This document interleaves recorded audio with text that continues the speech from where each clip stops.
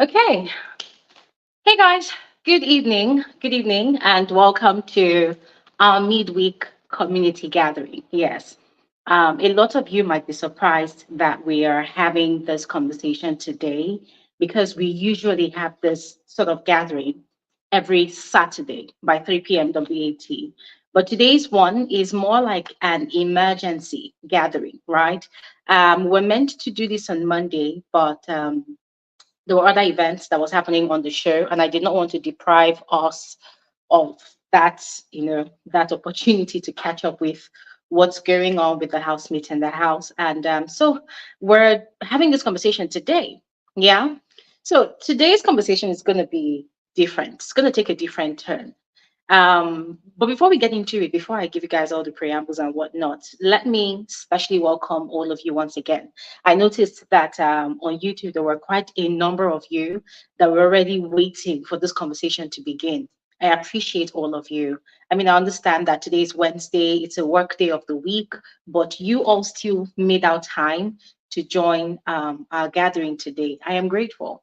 Thank you all so much. Thank you so much for your time and for your commitment, to making these gatherings happen. Thank you very much. Okay, so I was saying that today's conversation is going to take quite a different turn. And the reason for that is I've kind of had a really hectic week on social media, a very, very hectic week. What do I mean? So it's all about the DRC agents, Dami, Rhuthee, and Chinwe. We had our live conversation on Saturday last week, and which was just, I think, about 5 days ago, right? And we had a very elaborate conversation about this new twist that Big Brother introduced to the house, especially in the ninth week. That is just more like, penultimate week, like this is almost the end of the season, right? We had a conversation, very, very extensive analysis about the whole situation.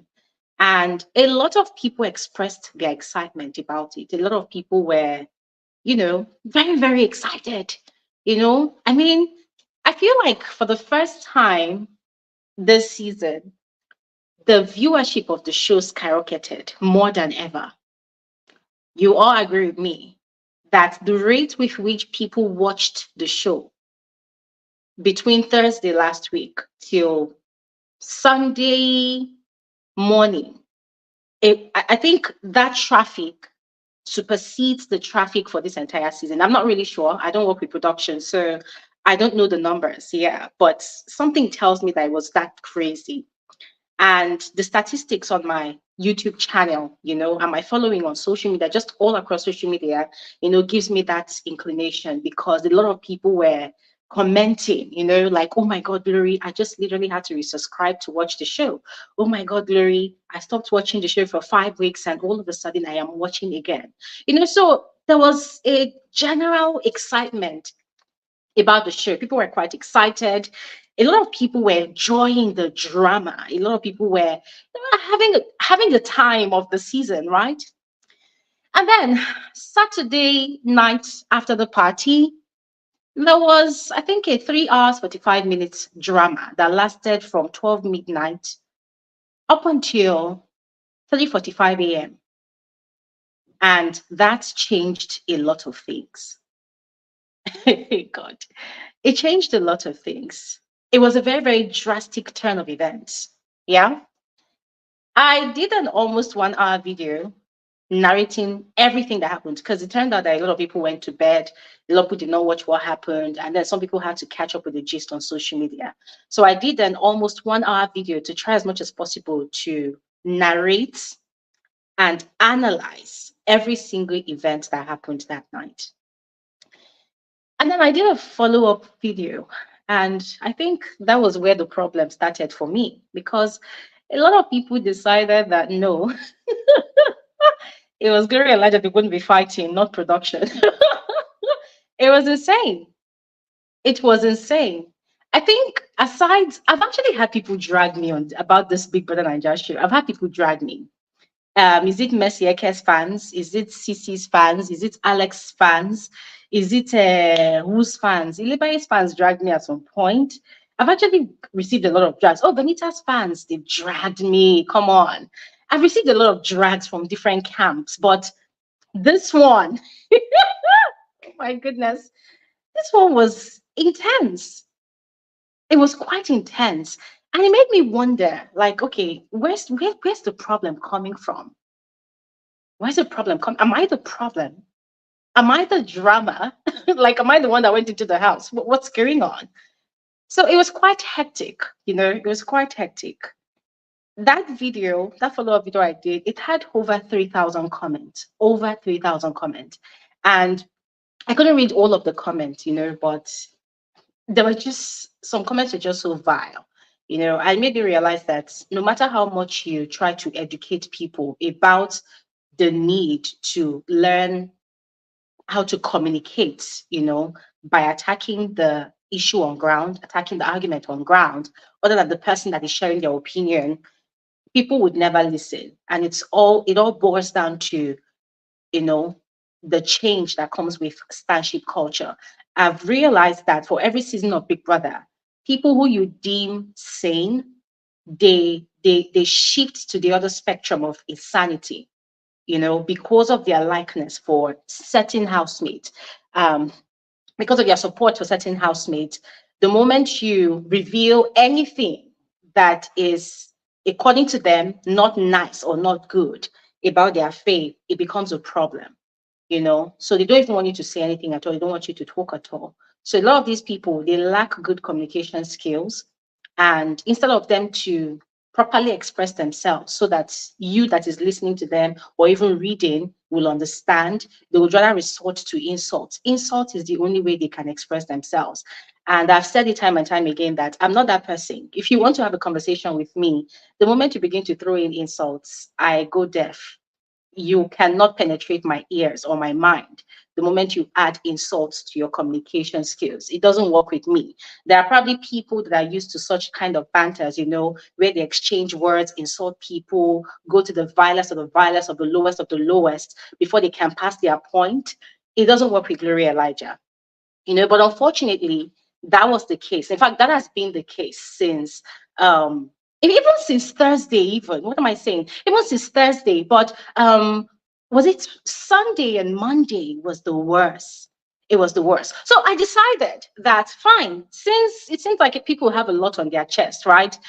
And you have a lot to say. So I'm not going to say much today.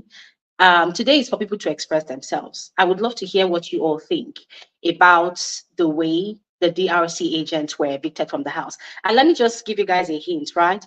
Part of the reason why a lot of people were dragging me was because I did a video where I extensively analyzed the situation. And then I explained that, fine, whatever happened on Saturday night happened, right? However, it doesn't take away the fact that those girls were on a mission. They were sent into that house by production to stir things up, to wake up the housemates, to give drama, to give entertainment, to just because the house has been boring. And it's now become a cliche to, keep on saying that, yes, the house is boring, the show is boring, the show is boring. So I guess production had gotten fed up of the low traffic, how everything was just going down the drain. And they decided, that, okay, fine, let's spice things up. And they sent in those girls. So I was explaining on that video that, yeah, these girls were sent on a mission, obviously, because they've long been evicted from the house. So there was no way they would have just by themselves gone into production room to go and pick up ninja jackets and outfits, worn it by themselves, and they opened the door by themselves and entered the house. No, they were obviously sent. And the way they were behaving, the way they were acting, it was very obvious that it was all performative. It was very obvious that it was overly exaggerated. Whilst they were inside the house, whatever they displayed in those 3 days they spent in the house was quite similar to their behavior in the house. But you will agree with me that, I mean, if you put aside all sense of bias, you agree with me that how they behaved in those short 3 days, it was an amplified version of what they displayed in the house. A very much amplified version. So I was of the opinion, I am still standing on that opinion, that production has seen how this whole thing has backfired on these girls. The best that they could have done, or should I say the least that they could have done, if they knew they were not going to give these girls another chance to have a media round, the best that they could have done was to give them at least 2 minutes on the Sunday of the live eviction show for Ibuka to just, how Ibuka normally does it. Just now, wow, then send una go do work. Una can't go overdo the work. That kind of thing. And let them use that stage, that platform, that opportunity to say, guys, sorry, we were sent on a mission and we actually went overboard, but XYZ, this is what happened. That kind of thing, that opportunity. There was time for that to have happened. There was time, because during the live eviction show, Ebuka gave Onyeka and Wani a lot of time to express themselves and shoot all their basketball shots. Ebuka also gave Olsi quite some time to explain what happened with him in that whole chaos with Rhuthee and Dami and Chinwe. If production wanted to, they would have, but they did not. Now, another thing that I personally had issues with was the way they were removed from the house. Personally, I felt like they were not given a good exit. Those girls were just having, I think Chinwe and Rhuthee had just showered and they were freshening up, they were dressing up. Dami was having a nap. And that was when Big Brother chose to tell the housemates to freeze. And the housemates froze, and then he reminded them that, the theme of the week is blast from the past. It was time for the blast of the past to leave. And then he, instructed the girls to leave the house. Just like that. If they were wearing just pants and bras, I wonder if they would have had to wear pants and bra and leave the house like that. So for me, I felt like that was not fair. For the fact that they did not send themselves on that errand, the least that production could have done for them was to at least have, probably given them a heads up. Okay, so I saw Rhuthee's apology. Rhuthee said that they knew that they were not going into the final week. So that means they knew they were leaving on Sunday. Fine, fair and good. But what I'm saying is they should have been given a heads up to properly dress up so that they can look presentable, more presentable than the way they looked when they left. And then flowing into the live eviction show, they would have given them at least 2 minutes, all three of them on that stage together. They should just say a word or two. Use that opportunity to maybe clear the air or whatever. Now, I don't know if it is within the ambit of their contracts, if they had a contract, that is. All of these things I'm just saying is if, because I don't know. But speaking from the perspective of a viewer and an analyst of the show, from the perspective of one that has watched this show from different seasons and also seen other seasons from South Africa, I'm just saying. And this was what I said. And people started dragging me. People said they acted like criminals. That was why they were evicted like criminals. Because I said, no, the way they were evicted, or rather removed from the house, it wasn't nice. It wasn't cute. I said, they acted like criminals. How can they go and be attacking my fave? I say, oh, wow. So it's all about starship now. They acted like criminals. That's why it's good the way they evicted them. Shameless girls. They went to go and disgrace themselves instead of them to go and sell their brand. I say, oh, wow. So now we're talking about them going to sell their brands. From Thursday, when they got into the house and they were giving people entertainment, nobody thought about them selling their brands except the housemates inside the house. But now it seemed as though their actions were over the top for your faves. Now they deserve it, right? People were like, oh, they deserve the shameful exit from the house. They were disgracing themselves. Women supporting women, they were not there. How can women not be supporting their fellow women? I said, oh, wow. Indeed, this set of viewership do not deserve a reality TV show like Big Brother Naija. And this does not make production innocent in all of this, because from the look of things, it looks like production has completely abandoned the people they sent into that house to revive a dying show. Because I saw Dami's apology video And I almost cried for that girl. I almost cried for that girl. Anybody that saw the way Dami conducted herself whilst she was in that house in the first week, and you saw the way she carried out her task when she was sent back into the house from Thursday to Sunday, you will agree with me that that is not who Dami is. You will agree with me that Dami was being overly performative. She was acting. You will agree with me. Except you want to lie to yourself, except you want to believe whatever you want to believe, which is fine, because I am always the one that would say that you cannot dictate to people how they watch the show or how they perceive the show, and that is fine. I'm not going to contest anybody's opinion, because at the end of the day, it's all up to you as an individual, to see what you want to see and accept what you want to accept. But if we're not lying to ourselves, we would tell ourselves the truth, that it was over the top, that those people, that was not, anyways. But what am I saying? What am I saying? I did that video and I expressed my thoughts about it all.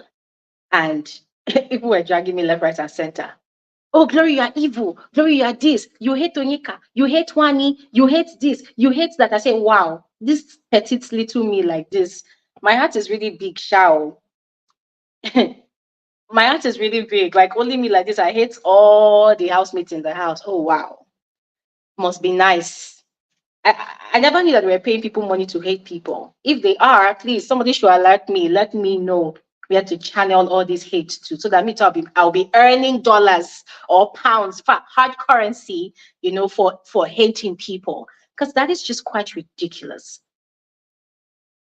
Now, I read Rhuthee's apology tweets and I applauded her for it, because that covers it all. The way she explained it, that was exactly what I had been explaining to people since Thursday, that these girls got into the house. But for some weird reason, or probably obvious reasons, people just want to believe what they want to believe, and it's fine. But then the question is, I don't understand, what is my own inside? The drugs was just a lot. The drugs it was a lot. It was really a lot. And it made me realize that a lot of people are quite hypocritical. A lot of people are very hypocritical. People put on this holier than thou garb. They try to present themselves as morality judges, like, oh, they are holier than thou, like they carry good home training on their forehead, like, people just want to present themselves like, how do I put it now that would really capture what I'm talking about? People just want to act like, when it comes to this Big Brother Naija show, yeah, like they carry morals on their head more than anybody else. But then if you look at it, you will see that there's a lot of hypocrisy in there. Some of them cannot even hide it. Because when it seems like their fave is at the receiving end, they bark the loudest. They attack anybody that does not see the reasons that they see. But where their fave is not at the receiving end, they call it entertainment. Also, when their fave is dishing out toxicity, they call it entertainment. They call it the game. But where that same energy, or even more, is hammered onto their fave, they call it vileness, they call it evil, they call it wickedness, they call it all sorts of names just to protect their fave. And that is the hypocrisy. That is the double standard.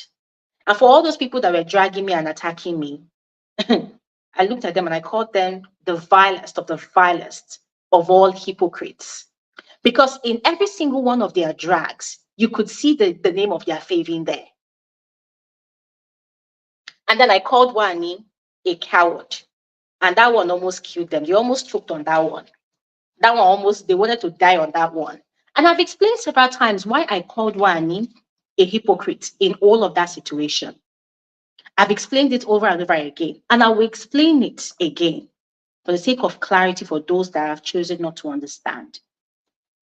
If you say you're not going to give somebody your energy, if you say you're not going to give somebody highlights or anything, how best do you handle a situation like that?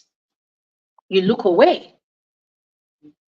But then we know that you are lying to yourself when you decide to be using that person that you claim you're not going to give highlights to create highlights for your own self. Anybody that watched the entire episode of Saturday night, if you watched it from start to finish, if you are not lying to yourself, if you are being very honest to yourself, you will agree with me that Wani literally used everybody in that house as a shield to catch her own highlights, but to fight back at Rhuthee. Question is, if she wasn't a coward, as she claimed she wasn't, why didn't she stand up for herself? As chaotic as Ebuka has been this season, Ebuka asked her subtly on Sunday during the live eviction show, oh, how is your waist pain? How is your back pain? Oh, all of a sudden, miraculously, your back pain has ended. That was a sarcastic statement Ebuka made, but she did not catch it. But that was sarcasm. That was sarcasm. Because all of a sudden, yes, the waist pain or the back pain amplified. And then the whole thing about I'm not going to give them attention, I'm not going to give them attention. But then that night, if I even before the night, guys, come, where do I even begin from? See, people need to watch my videos because I feel like I'm going to be like, a resounding alarm clock if I begin to repeat myself again and again. But I'm not going to talk too much again, I beg. I'm tired. So as I said before, I want to hear from all of you. For those of you that felt like the DRC agents deserved that type of exit, please tell me why. I don't want too much long story. Just go straight to the point. Tell me why, all right? I want us to be very quick and snappy with tonight's live conversation, all right? So we can finish on time, okay? But just tell us why. Explain to us why, all right?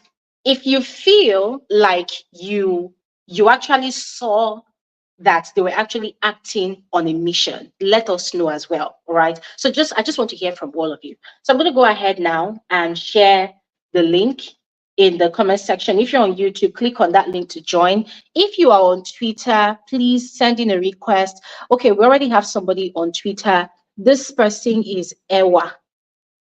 Ewa, are you there? You ready to speak?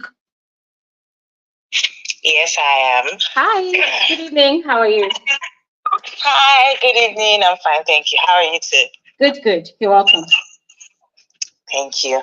Right. So, let me just go straight to the point. Yes. Firstly, I don't think it was right the way they were sent out, but looking at how they went about, I for one knew that they were actually told they were on an assignment. Right, from immediately they came in, I knew that they were there for something because I mean they had gone. When Rhuthee left, people had said, "Oh, Big Brother shouldn't have allowed Rhuthee leave." So I feel like I just knew immediately they came in that they came on an assignment because immediately they came in. What's her name? This babe, Chinwe, had an issue almost immediately, had an altercation with Nelly almost immediately. So I knew that, these people were here to do something. Yes. Now, so I don't think the way they were sent out was cool because for me, I felt it was embarrassing. But then looking at the fact that, they pushed, probably, touched some housemates, pushed some housemates, which is actually against the rule book. Yes. I think that's one of the reasons why they were, told to come out because I mean they did so much, and Michky was like, okay, if I have to stand by my rules, then I think these people have to leave because I think they actually really promised them that they were going to be there like for a while. So that sudden exit was not planned, but it had to be done because of how far they went. And I mean, I'm 100% in support of the fact that Wani was a coward, 100%, because if you don't want to, if someone is coming at you and you don't want to engage the person, you don't talk about it at all. Just let it be. Just overlook it and just move on. Don't come and be making side comments. You're making side comments. You're trying to talk. You're trying to speak, but you're acting as if what they're trying to do is not getting. You said it literally that except they come and suck it out of your blood. Yeah. But you're giving them the attention. You're making comments. They're hearing you talk, and you're not talking loud. They're hearing you talk until people started speaking. That's when, and then you realize that you kind of had a backup. That was when you started making comments that were quite like a little bit loud, and then immediately they left. You found your voice out of nowhere.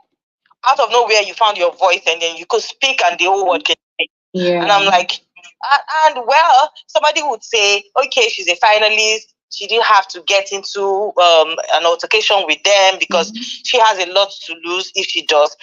I still feel like you don't have to. So being a coward does not mean that we're not saying that she's a coward because she didn't fight. Exactly. We're saying that she's a coward because she was having conversations. She was talking and acting like what they were doing is nonsense. I said something before.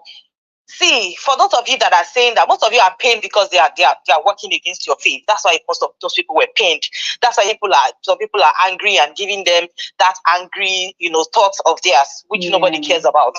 But for me, I feel like if your faiths were asked to do the same thing, they would do worse than what those girls did. Absolutely. So I don't know how you guys thought Wani and Ndi looked today. They were doing poo. I think you people think that they were looking like a saint or what. At the end of the day, your faiths will do much worse than what those girls did. If they were paid or asked to even go back for a peanut to go and do what those girls did, they would do the same thing and probably even do worse. That's all I have to say. Thank you very much. Thank you so much. Thank you so much. And for even reminding us of that episode. I mean, let's reflect. Imagine that Wani and Ndi were evicted the way those girls were evicted. You and I know that they will still have grudges. And when they come back, they will burn down their house. Imagine if the roles were switched, like Rhuthee was the one inside the house and Wani and Ndi came back. Come on. What are we talking about? It would have been hell, though. I'm telling you. It would have been hell. Actually, people were the same people on the same Twitter, social media, defending Wani and Ndi for the way they, gunshots, how do we call it? The way they shot out Rhuthee. Because for us, we're saying that, well, it's tit for tat. Rhuthee said a lot of vile things about them, and so it was only fair for them to reciprocate the energy when she got evicted. And now the roles were now reversed, and people were getting mad. This is what we call the hypocrisy of this starship culture. The hypocrisy, the double standard. When your faith is doing it, you call it entertainment. But when some other housemate is doing it, you call it all sorts of unprintable names. How fair is that? Anyways, let's speak with Chidinma. Chidinma on Twitter. Hi, good evening. Good evening. Hi, how are you? You're welcome. Okay. Yes, Chidinma, please carry on. Okay. I just wanted to ask you a question about what you find school. Sorry, your connection is fluctuating. What did you ask? I just wanted to ask you about Onyeka on the day of the fight. Yes, carry on. Okay, the girls slut shamed Onyeka and they brought in Odumodu Black. She has said that they dated before. Okay. They still slut shamed her. But when it was done to Rhuthee, you talked about how women's success are attributed to them being sluts in the industry. But you kind of supported what they said about her. So I'm kind of confused if it's a personal attack on her or Okay, thank you very much for that question. And I'm going to put it to you right now that as much as I appreciate your question, I don't think your question was balanced. So if you had asked the question like this, that, Onyeka slut shamed Chinwe, and then Chinwe slut shamed her in return, I will give you a very, very straightforward answer right now. Because as I mentioned, that whole fight happened. Onyeka was the one that was blasting Chinwe, body shaming Chinwe. When you body shame someone, what do you expect? Do you expect them to kiss your feet and tell you thank you? Onyeka literally told Chinwe that, Chinwe, look at you. After spending money you spent money to look like me, but look at how you are. You spent money to buy body, but you cannot even run. Sister, did you hear that part or not? Did you hear that part? That's true. That's true. Exactly. And you see, yeah, this is why. Yes, I did. Yeah, so this is why I always say that when you punch somebody in a fight, you cannot tell the person, please punch me back. Oh, no, it doesn't work that way. If you punch somebody in a fight, the person can choose to slam you on the floor and even probably kill you. In other words, it says that you cannot dictate to your opponents the kind of weapon that they bring to a fight. If you are going to bring maybe slippers to a fist fight and your opponent decides to bring an AK-47, the only thing for your survival there is for you to run away. Because you cannot tell the person, oh, you are cheating. I slapped you and you want to use gun to kill me. No. So you need to pick your struggle. Onyeka body shamed Chinwe. And that is a very big insult. And Chinwe, yes, she agreed that she used $11,000 to do her body. But you don't expect Chinwe to keep quiet and walk away. For her, she needs a reporter. She needs something to fire back at Onyeka that's going to really hurt Onyeka. And that was where she brought about the Odumodu black thingy. Yes. Now, to answer your question properly, I did not support what Rhuthee said about the twin sisters. If you watched my analysis closely and followed all the conversations we had here, what I said was that based on the premise of two fighting, I can't blame any of them. The first time Ndi and Wani, they insulted Rhuthee when they were doing that Rhuthee that night when she was still in the house. What did Ndi say? That, oh, you are making noise. You have a boy in the house that is fingering your vagina. Why are you complaining? That is slut shaming in another way too. And then when Rhuthee was going to fire back, she did the same thing, but she did worse. So are we not going to say that, oh, Rhuthee was not being fair in slut shaming the sisters? No, because they did it and she did it back. The only difference is that hers was bigger. And I had to explain, because it is a reality that in the entertainment industry, even just in this Nigerian society at large, most of the time, women's success is attributed to them selling what is in between their legs. And that is a fact that I explained. So it's not a matter of I'm supporting this person or not. No, when I give my analysis, I also explain societal issues that are connected to that topic of conversation. So I hope you understand. Yeah? Okay, yeah, now. All right. Thank you very much. Thank you very much. Okay, we're going to. All right. So now that that is out of the way, we're going to quickly move on to YouTube to speak to other people. We have Great here. Hi, Great. You're welcome. Good evening. Hi, Glory. Hi. Good evening. How are you? I'm good. I'm so excited. Everything is good today, by the way. I can hear you clearly. You're welcome. You're welcome. Yeah. I'm so grateful for you accepting, listening to us and accepting our little plea, to come on and do this for us, because we really needed this. I mean, it's an entertainment and it helped us in a way. Like right now, my work, so I might be in between, but I just had to come on just to pour myself. Like we all cry for this. So I mean, yeah. But concerning the DRC agents, yes, what I would say about this, and Gloria, I swear to God, yeah, I feel like Biggie ran those girls street. Seriously. yes, though. That's just how I feel about it. Now I understand the perspective of everyone, right? I understand how those that are for and against, I understand where they are coming from. Agree that they went off board, they went off script a little bit, but this is my concern. And the reason I'm not 100% blaming them is because I feel like production knew exactly what they were doing. They knew the reason why these girls were called. Of all of the housemates, they could have chosen Mayor. They could have chosen or DJ Flo that was cool with everyone. They could have chosen Zion that everyone loved. They could have chosen all of the good housemates. But instead, they chose the one that was going to bring the drama. Mm-hmm. So the intent was to spice up things. So we Yes. shouldn't like hide behind this. The intent of production was to spice up things. Now these girls Mm-hmm. can agree that, because I believe on the Saturday night party after they came out of the party room, Biggie has summoned Chinwe. Yeah. So I believe Biggie had told her, you guys have to do something tonight. You got to do Mm-hmm. something because maybe he might have not told her that you guys will leave tomorrow, but I know he said something because the moment everything was quiet. The moment Mm-hmm. Chinwe came out, everything just started. That was when Dami and Chinwe started that conversation, and they started going back and forth, got back and forth. And Dami was screaming, "We know they Mm-hmm. fight! Oh, we know they fight!" That was so funny, but okay. Yeah. But it just escalated. Agree, yes. It got to a place where even me, I was scared. But this is my concern, and this is what shocked me that I blamed production on this.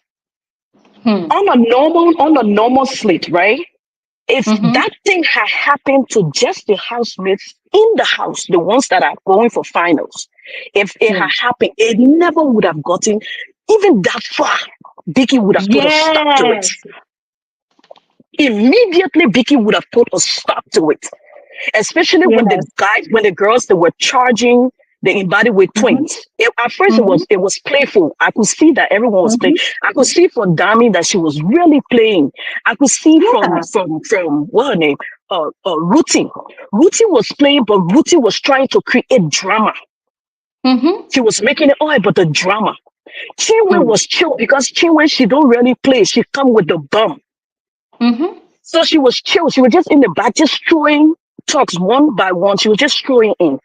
But when they were all doing that and were charging the embodied with twins boys, at first it Mm-hmm. was fun. And you could tell that okay, I just feel like if it was if they were like the real housemates that were supposed to like stay in a house, I believe Biggie would Mm-hmm. have put a stop to it. But to Yes. the extent that when those girls started pushing Wani and pushing the embodied with twins, touching, and Mm-hmm. we know these are things that really do not happen, you know, in the house. You're not allowed to like Mm-hmm. charge like that. But when they Mm-hmm. started charging, and Biggie never said anything until when he maybe assumed that maybe one of the boys were going to hit the girls. That was when he said everyone should freeze. Hmm. And I believe the freeze was just to calm the situation. Yeah. And that, then I thought maybe he was going to put an end to it, meaning calling the girls or one or two of them in the diary room or something to figure it out. He wanted it to continue. But Biggie wanted the thank entertainment you. or But the traffic. exactly. But this is where and that's where I drew my conclusion that he like ran those girls straight because when he said on freeze and the drama continued and he didn't say anything about it. You knew exactly in that place that production wanted the drama. Now the drama, they got what they wanted. Agree. I'm not disagreeing that, okay, they went far, they did stuff. But this is where I believe that Biggie should have protected these girls because the first thing, everyone that goes into the house, people know that they go into the house because everybody is trying to push something, trying to make themselves better, to push themselves Mm-hmm. out there, to sell themselves. So if this is we got multitude of people, we got the soft quiet ones, we got the hot, we got the different characters that comes in the house. So okay, Mm-hmm. this could be their character, this is why you chose them to come back in the house. So if they put Exactly. up whatever they did and you decided, okay, it's time for them to leave. Like you're saying, I disagree with the way he even allowed them to leave because he should have. That's all into the protection, because we Mm-hmm. all know outside, based on what they did, we everybody should know, even Biggie in production should know that they were going to be dragged because the faith that was touched, everybody will be dragged. And we got to Exactly. take into we got to take into consideration the world that we live in now. It's all about connection. It's all about Mm-hmm. connection. Everyone is trying to connect. As we all see the embodied twins, they have it all together, right? So look at the kind of person they were touching. So it's even risky for them to do that. But because of the tax that was given to them, they put everything, under the rug and like, let us just do that because at the end of the day, this is what is expected of us. So Biggie should have understood these things, that it was going to affect these girls when they come outside, and change the narrative. Like you said, call them up on the stage, at least do something big. Ibuka should have like said something, to just change the narrative for them, so that everybody understand that, okay, even though we are mad, but at least it's a show, it's a game. Absolutely. But not these girls coming outside. Look, like you said, when I saw Dami apology video, I was so sad. I was so sad because I'm scared for them. This could affect them because who want to work with them? Now everyone is bashing them. The good that they did to save the show now, they're taking all of the weight. People now bashing at them. People now looking at them as this bad person. All of these things. So I understand from the both sides. The fave and the ones. I understand how everybody feels, because for example, if I had a fave, I would feel the same way. Like, why are you touching my face? Why are you doing this? Why are you doing it? If my family was in the house, like the Ibaduwe sister was, commenting how she would do this and that, you would feel the same way. But if everybody just cover up and understand the motive of this thing was to create drama. Exactly. Period. It was just to create drama, and I just feel sad, to be honest. I feel so sad. And I just pray and wish they could do something before the show ends to be able to help these girls, or else it's bad. And I want to say this to everyone that is listening, everyone that is watching and has plans on going in the house.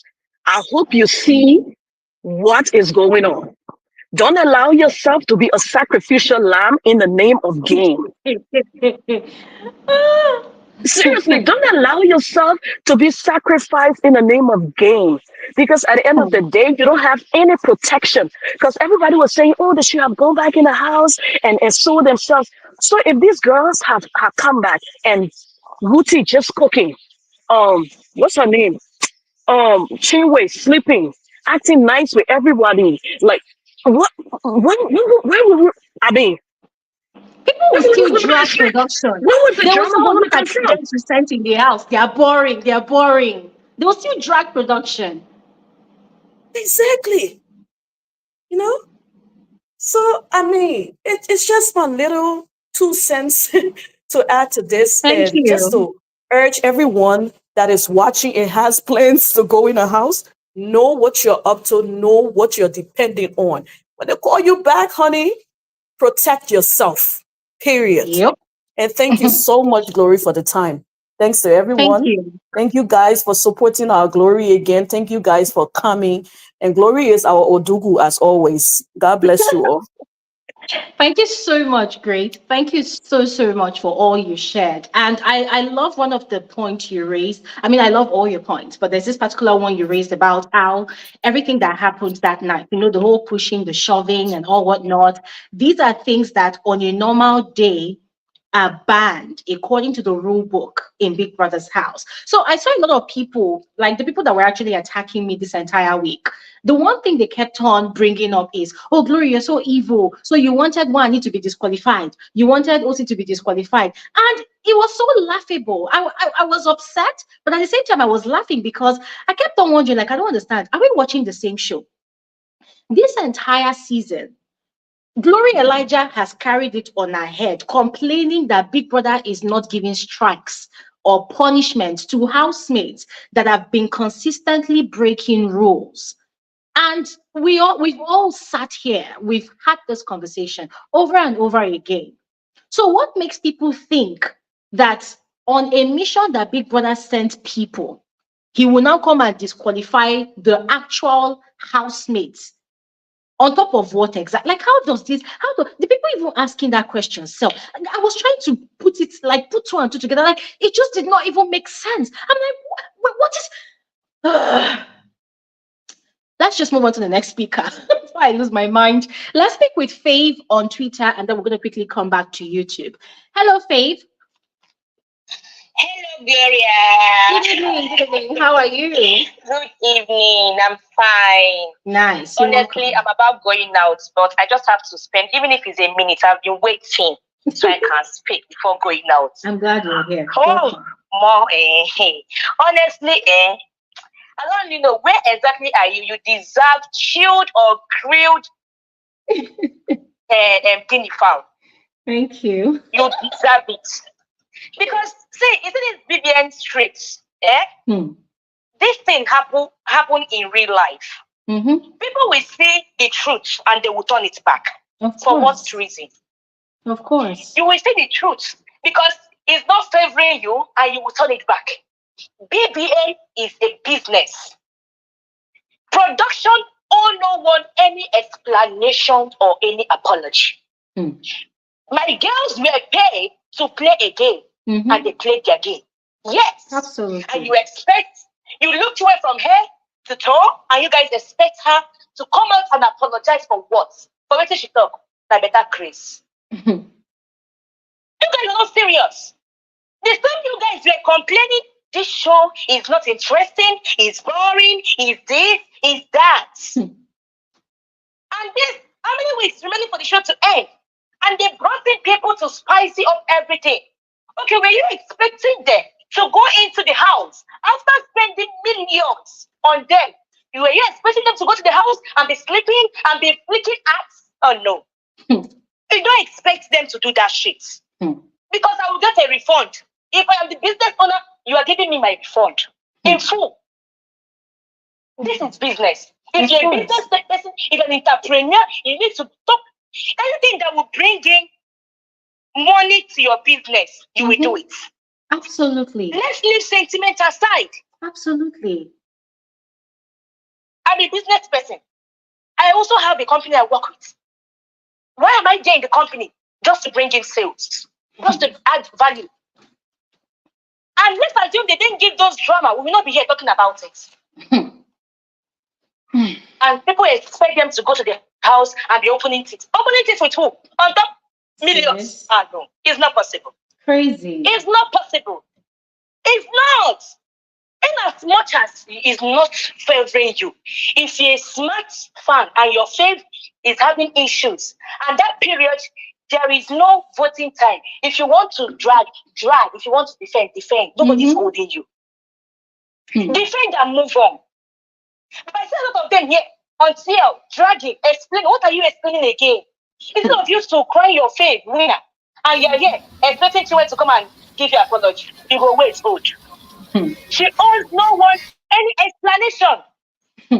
She didn't go physical with anybody. She went never drug anybody. She didn't go physical with anybody. She played a game. Crazy. And that is it. Crazy. This is normal things we see in BBN. During Messi and Tasha's fight, Messi never dragged or go physical with Tasha. It's word of mouth. You give me, I give you. Simple. Case closed. You see people who do have fights. They will fight. They will use their mouth and finish each other. But people win with their mouth when it comes to fight, if you don't know. That is why you hear, women, their mouth is too bad. Yes. You can win if you want to win.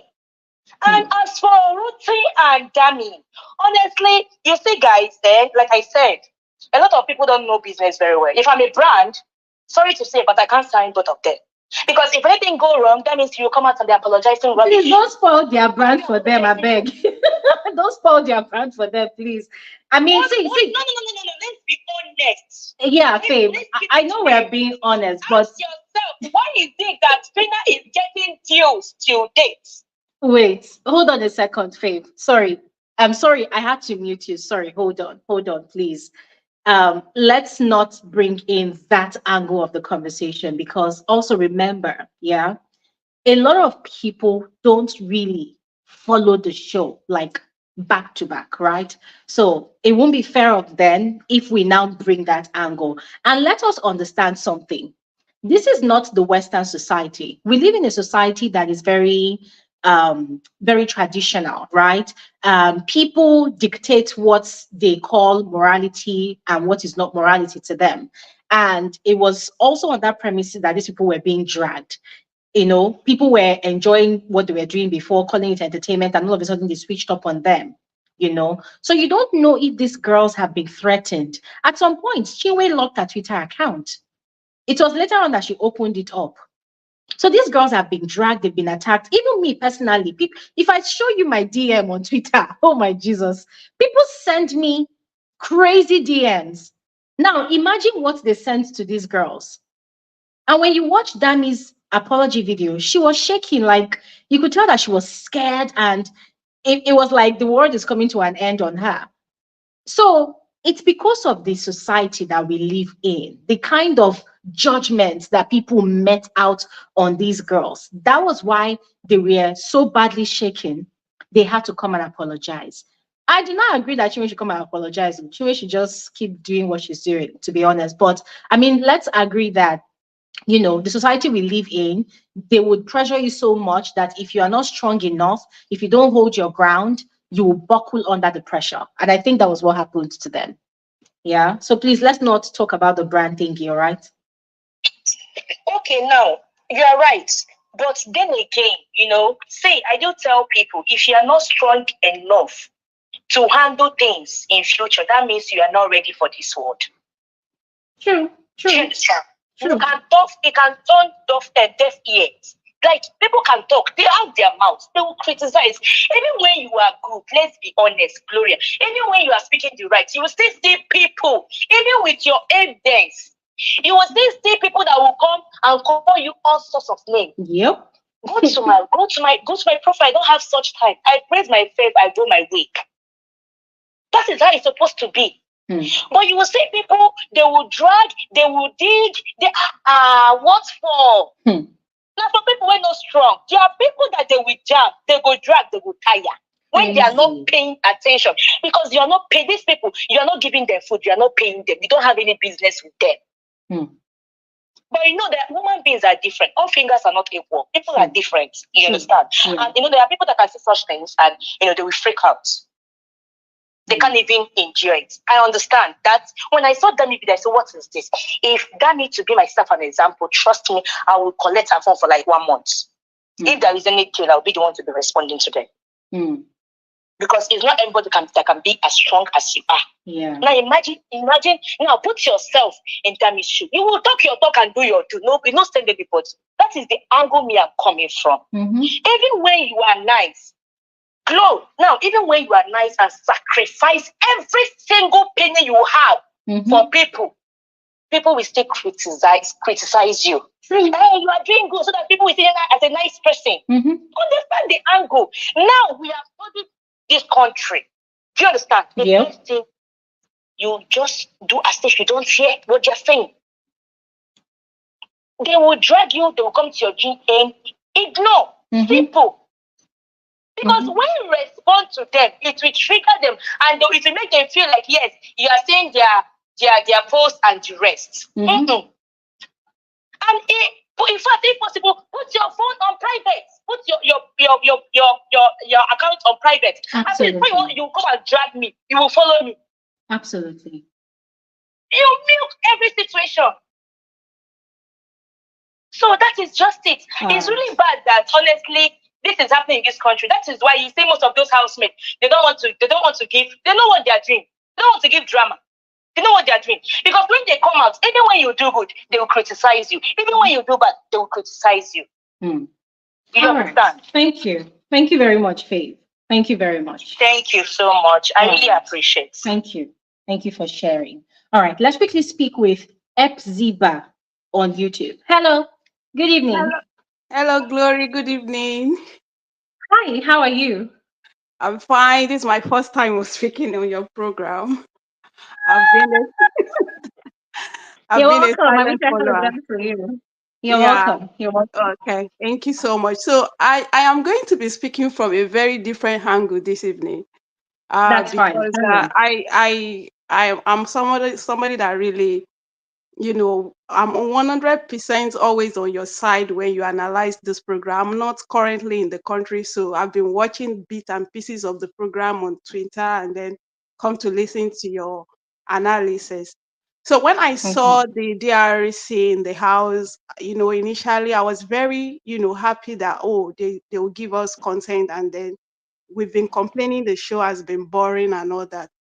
But then when I saw the way the whole drama thing was going on, I was actually scared, for even the housemates. And I feel that Biggie has to do what he did at that time. And I feel the girls were supposed to stay more than that in the house. But seeing the way things were going, I think they needed to just let them go at that time. And when we talk about content shouldn't necessarily be fighting and insulting. Bringing them back into the house, they can create better content rather than taking. For me, it was like they were, I don't know, even if they say go to the house and do bad blues, like they should have used their own discretion. And I don't know, it was just going south the way they were going about things. And I feel they were supposed to stay more than that, but you just have to let them go at that time. So that's Okay, the can I ask you angle. an honest question? Can I ask you an honest question? I'm Okay. sorry that I had to interject, but just an honest question, all right? Okay. So you've seen the show from day one, week 1 till week 9. Okay, Mike was coming to the house, told these housemates they're boring. Ebuka has scattered table, broken table, tried to destroy things with his questions, nothing. Parrot spilled.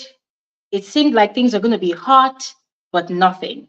And then they sent these people. So let me ask you a question. Yeah. What kind of content do you think would have been big enough to pull that kind of traffic to resurrect the dead show? What kind of content do you think would have been successful enough, would have been loud enough to do that work? What kind of content? Honestly, Glory, I cannot think of anything right now, but I still feel that there are better ways to create content. Like The- what way? Like no, I'm not attacking Okay, you. Please in don't the go case of anywhere. White Money, then I think I really followed the show from the beginning to the end. He was not necessarily fighting with his fellow housemate, but then he was the man of the show, and that was why he won. So are you saying that the 3 girls should have come back to the house as chefs that they are, because they are professional chefs? They should have come back to the house and be cooking. Is that what you're saying? They wouldn't have gone to that extreme. Like they really No, I went just to want the to extreme. know. I just want to They were know they were going something. physical. They were going physical, and that was dangerous. In fact, a lot of things can go bad at that point. They were provoking these housemates, and that's not content. They were really provoking them, and even the Mbadiwe twins, they were just holding back. If not, a lot of things would have gone down. So So let me that's how tell you I see it. something. Okay. Okay, I mean your feelings are valid, right? And I Mm. appreciate that you're coming out to express. But let me tell you something, and this is also to everybody watching and listening. When I put out that video analyzing the whole fight, there was something I explained. I think a lot of people missed it, but I'm going to explain it again. When Rhuthee, when the whole fight was happening, there was something Rhuthee kept on saying, and I think people missed it. Now, if you all recall, OC was the one that inserted himself in that situation. The thing would not have really escalated that way. Let's be very frank about it. OC was the one that inserted himself. And what was he saying? You girls are boring. You girls are boring. What do you want to do? They were not talking to OC initially. The girls knew people they were talking to. They were talking to Chinwe. Sorry, they were talking to Nelly. They were talking to Suj. They were talking to Wani. Yeah. OC now decided to be the defender of the whole house. Yeah. Now, it started off as a joke, but when the thing was now becoming serious, there was something Rhuthee kept on saying. And that was where I really felt strongly that the brief these girls were given, it was part of their brief to also call out the Mbadiwe twins. Now, Rhuthee was saying that you people came to Big Brother's house. You came and be acting like you are the big brother of the house. Is this your house? Go back to your father's house. Who told you to be settling quarrels? Who told you to be doing kumbaya? Now, those things they were saying, these were things that us, the viewers, have been complaining about the Mbadiwe twins. that, oh, they're always telling the housemates to act mature. When things happen, they're always advising the housemates not to react. And we know that with this Big Brother show, reaction is part of the things that drives the traffic. It's part of the things that actually brings drama. So every time the Mbadwe twins are advising housemates, don't react, don't do this, don't do this, it's like they are restricting the content of the show. So when the girls were, saying those things to OC and even Ozzy as well, for me, it clicked that, okay. So they did not just come for Wani and Nelly as people thought. No, they actually came for everybody in the house. Now, another person they also attacked was Nelly, right? Nelly and Wani's newfound relationship. That, oh, they body shamed you. They said that your bum is hanging, but because you want to fight with us, you are all of a sudden becoming best friends with your enemy. That was when Chinwe made that statement. How can you become friends with your enemy to fight your enemy? So what I'm saying is, it wasn't just a fight that happened that day. It was an instigation. It was a provocation with words. But because the words were loud, people just concluded that it was a fight. It wasn't just a fight. It was an instigation. They were spilling secrets of conversations that those people had had against one another. Because they had been gossiping about each other. They had been saying vile things about each other. Even when they said, when they told Wani that Sean said your hand is smelling like piss. Who was Sean having that conversation with on that day? It was Onyeka. But Onyeka was pretending to Wani like nothing happened. In fact, the next day, Sunday, when Wani when she asked Onyeka that, did you hear what they said? They said that Sean said my hand is smelling like piss. What did Onyeka do? She carried her face and then she changed the topic.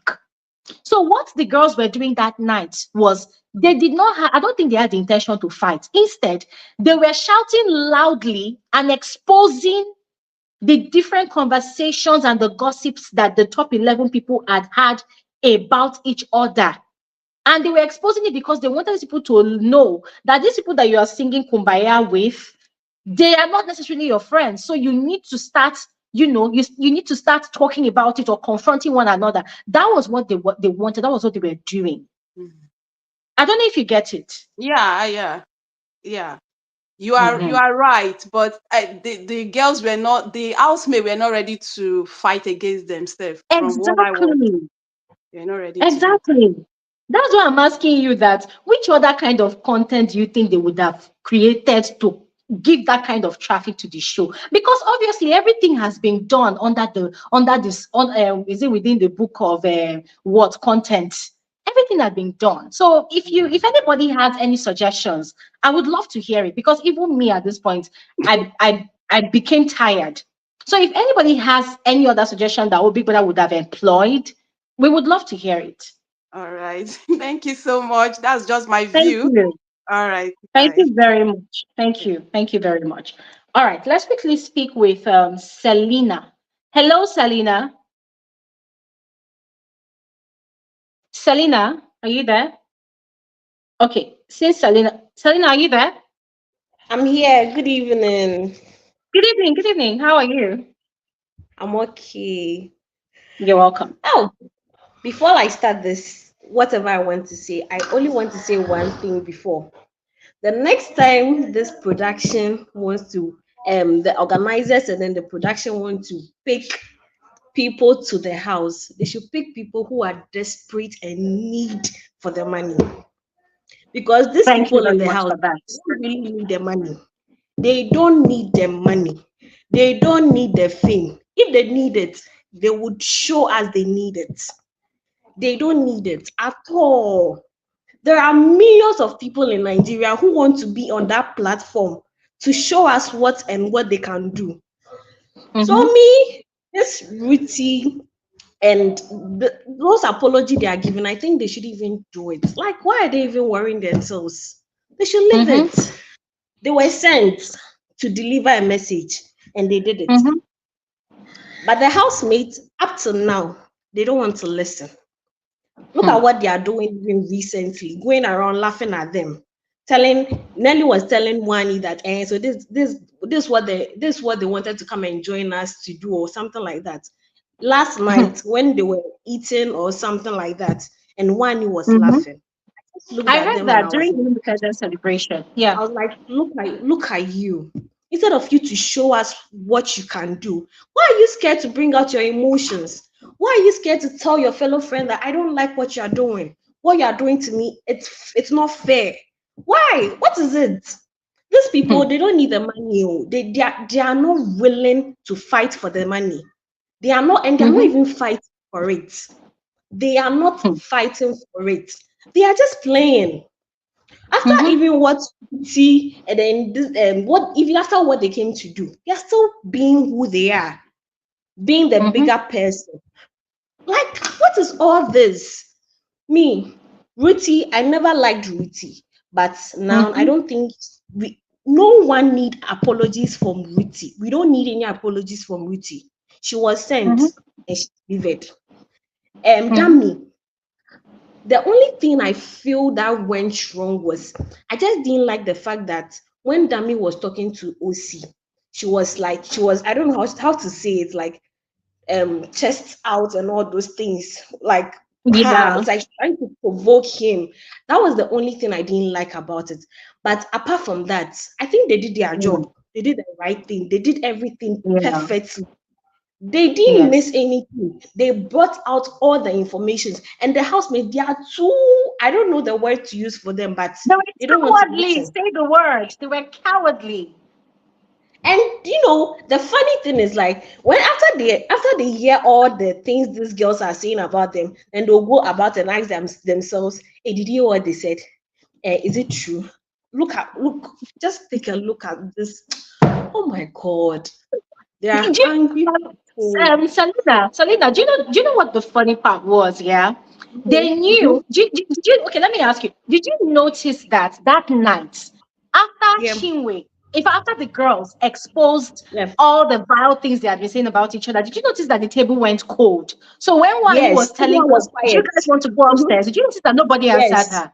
Yes. Yes. Exactly. Yes. But it Yes. was the same. They did not want it to look like, oh, these girls succeeded in breaking the peace and unity they had. So they did not want to Yes. confront one another. Each So other. all this Yes. closeness that they are doing in the house, we know that it is fake. When they come out, they will talk. Because look at It will Tofa break. now.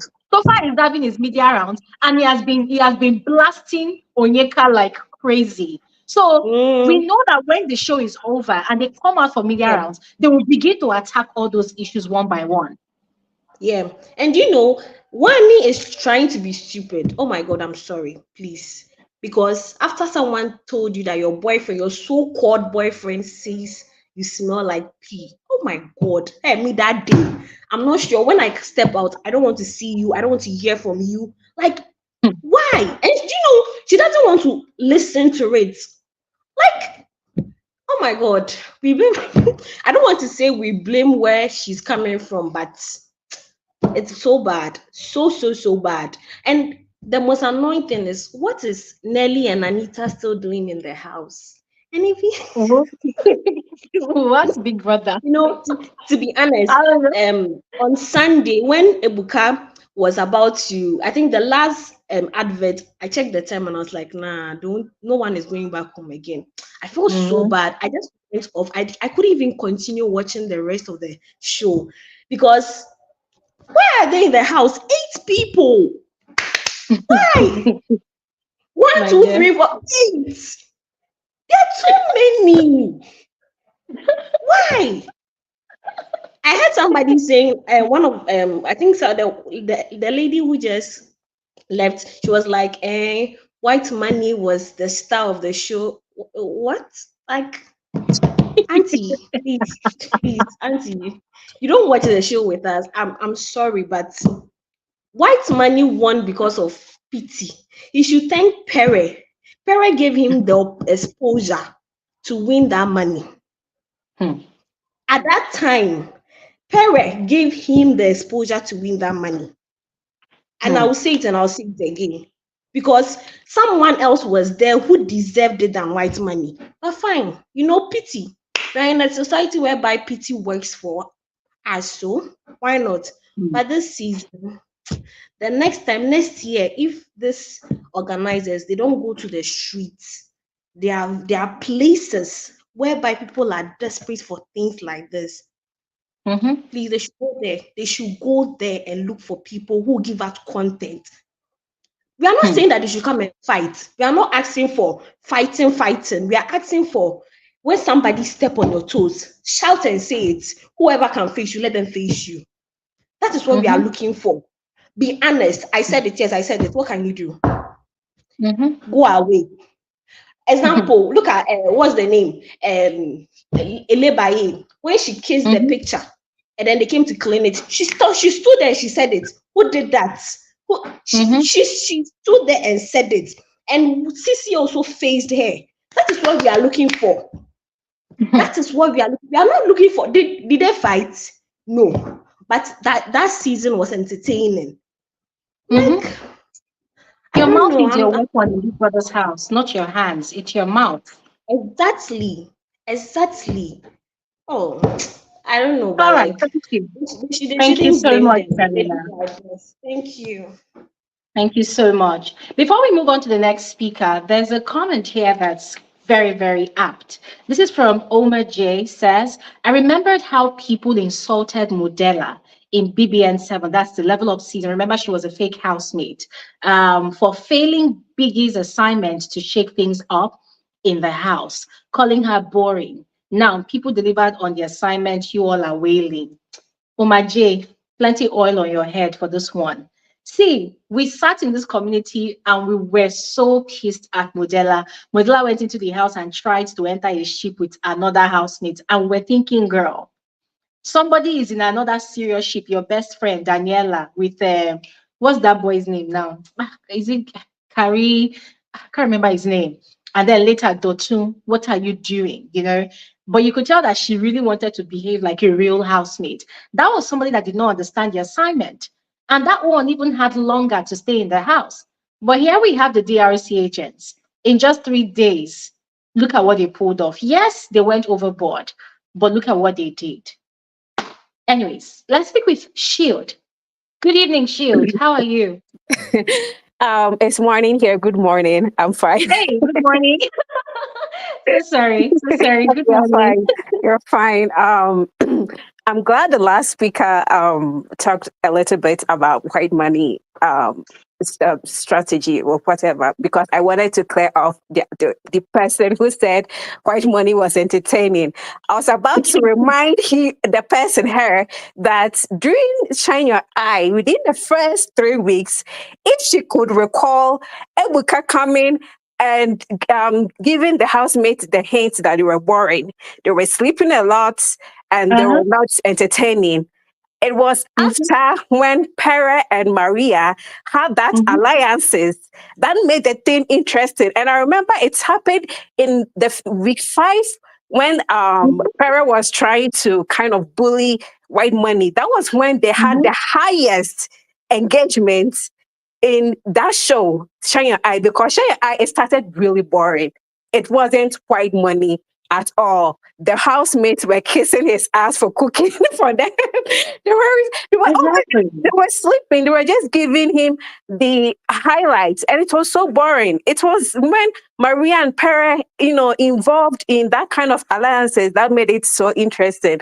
But I just wanted to clear it off, because I was like so laughing when she just said, white money was entertaining. But anyways, coming to the DRC thing, when they first came, I'm so involved with, Instagram, not really Twitter. Sometimes I come to Twitter, but I was involved in Instagram. And I said, these people are paid. First of all, it has to be at the people's back of their mind that they are paid to come. Because why are they coming? They were evicted. They are not coming as a housemate. They are coming because you guys were complaining. You were not, you're not watching the show.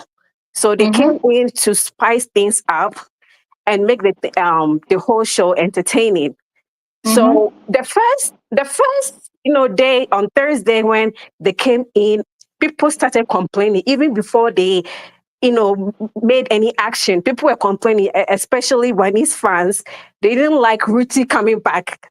So even before the whole fight came, people didn't like it. So at that point, it kind of like made their whole argument useless. Because why is it that they've not even started anything? You're complaining just because your faith's enemy has come back.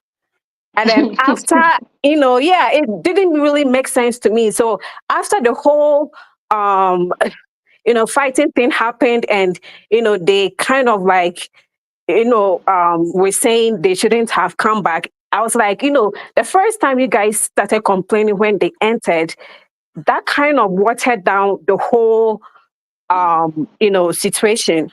Because right now you don't have an argument anymore. So, like if people had an open mind and kind of understood the assignment that they came to do, we wouldn't be having this kind of conversation. They didn't understand initially. And so if you don't understand initially, there is nothing that anyone can explain to you for you to understand, because you've already put that kind of thing at the back of your mind that, you hate them. So there is nothing that they will do, whether they do, whether they come in to sing Kumbaya or whether they came in to do anything, you will still hate them. And that's what makes, all the arguments useless. And I'm saying that all the arguments are useless because if you started watching with an open mind, and then later you were like, oh, I enjoyed it, but they did too much, your argument would have made sense. But not when you start hating early, and then you kind of like, oh, glory, you're being biased, your argument is useless at this point. Like, sis. Yes. So, and I've been, seeing all the comments since they came in. So it makes everything, we can't really take your comments at this point because you started hating, So me, that is what I'm going to say. And I feel sorry for them. BBN brand, they have to, I don't know, right now, if anyone goes to BBN, they have to make their own contracts or like have a good lawyer who will kind of like protect. Yes, because the brand does not protect the, and it's kind of funny. This season, Biggie is not protecting anyone at all. Because look at the Ben and Handy situation. Like there's no protection. Like how? Because how can you go in, bring all these engagements to the show, and then the brand is not willing to protect anyone? So at this point, I'm kind of like favoring the Mbadwe twins when, Ozzy was like, you're just here for 10 weeks. After that, you're just going to face your life. I kind of agree with them because at this point, the brand itself, production is not ready to protect any housemates. And it's so sad. I feel sorry for them. But anyways, that is what I wanted to say. Thank you. Yeah. Thank you so much. Thank you so much for sharing, Shield. Okay. I mean, even speaking about the Mbadwe twins, I have seen some snippets of OC's interviews, and I don't know, try God. I just wish that somebody could explain these things, to these housemates, ex-housemates, the ones that are recently evicted. I mean, I was so impressed watching Cassia's interview. She said she knew that those girls were on a mission. And she and Victoria and Kelly were saying it inside the house. They knew. So if you think about it, ladies and gentlemen, I mean, let's be very fair and let's think about this logically, not sentimentally now. Guys, do you really honestly believe that these people in the house, aside Victoria and Kelly that are currently there now, do you honestly believe that they don't know that the DRC agents were actually there on a mission? I believe that they actually do know. But they wanted a situation where those girls would be under their thumbs. And because they, already saw themselves going to the finals, they would be the ones still shining. Because if not, tell me why Onyeka, for instance, was sleeping when that drama was happening between OC, OZ, and the girls. And then she was woken up to eat noodles. And then they gave her the brief that, oh, see what happened. And they told her the matter has been handled. It has been taken care of. Don't go downstairs. and she decided that no, she wants to go and fight for her friends. Question, hey, God. She said she wants to go and fight for her friends. Osi and Osi already told her, we have sorted it out. We have handled it. Don't go. She said she's going downstairs. And then she did not go downstairs. Instead, she stood on the landing, the staircase landing. That was where she stood. And she started talking and talking and talking. If you are not lying to yourself, if you are being very fair, if you're being very fair, you will tell yourself the truth that there was absolutely no need for Onyeka to go and pull off that stunt. You will agree with me that was a strategy at play. And I applaud her for it. I mean, hey, ladies and gentlemen, if I were to be in Big Brother's house and there was such a massive outburst, and there was room to tap into the highlights, I would look for a way, probably not using Onyeka's method, but I would look for a way to tap into the highlights. I mean, Cassia and Victoria, they caught their own highlights just by laughing, which made people start villainizing her. In fact, we're even going to talk about that one. What is the problem? What is the problem with stanship culture and fun? What is the problem? People are fighting. People are laughing. And you people are automatically calling them witches for laughing. If somebody did not hurt you, why will you have a problem with them laughing? If somebody did not take your biscuits, if somebody did not steal your water, why will you be upset that two people that were just witnessing what was happening were laughing? Why? What's the issue? So what I'm trying to say is, and the housemates knew. They knew. But anyways, let's move on. Let's stick with Khadija. And guys, I threw out a question. What exactly is the issue with Cassia and Victoria laughing during that whole drama? What was the issue? I want to know. People that have a problem with those girls laughing, I need them to come and explain what is the issue, what's their problem, what made them the villains in that whole situation, what made them evil. And the people that they were calling evil, wicked, witches and whatnot, Onyeka later on, from fighting with DRCO, she started blaming Cassia and Victoria that it is their fault that whole drama was happening. Are we watching the same show, ladies and gentlemen? What is going on? Let me speak with Khadija. Hi, Khadija. You're welcome. Hi, Glory. Good evening. Good evening. No, you're welcome. First of all, I'll have to say we are all hypocrites. Oh. We are hypocrites in Diana's voice. We are hypocrites. Even you, Glory, are part of the hypocrisy. You will explain to me how I am a hypocrite. Yes, I'm coming to explain. No problem. You remember during the Level Up reunion, when they were airing the reunion, when Fina came out to tell us that production used her, we didn't listen to Fina. I'm part of the people who bashed her. She told us it was production who told her, go and fight Chichi for what she said to you yesterday. That was why when Chichi made a statement, she decided to use what they had, the issue they had the following day when she didn't say anything, she decided to jump on it because production says you have to give drama. And after production didn't do anything, they painted her to be the villain, Madreshino. Yeah.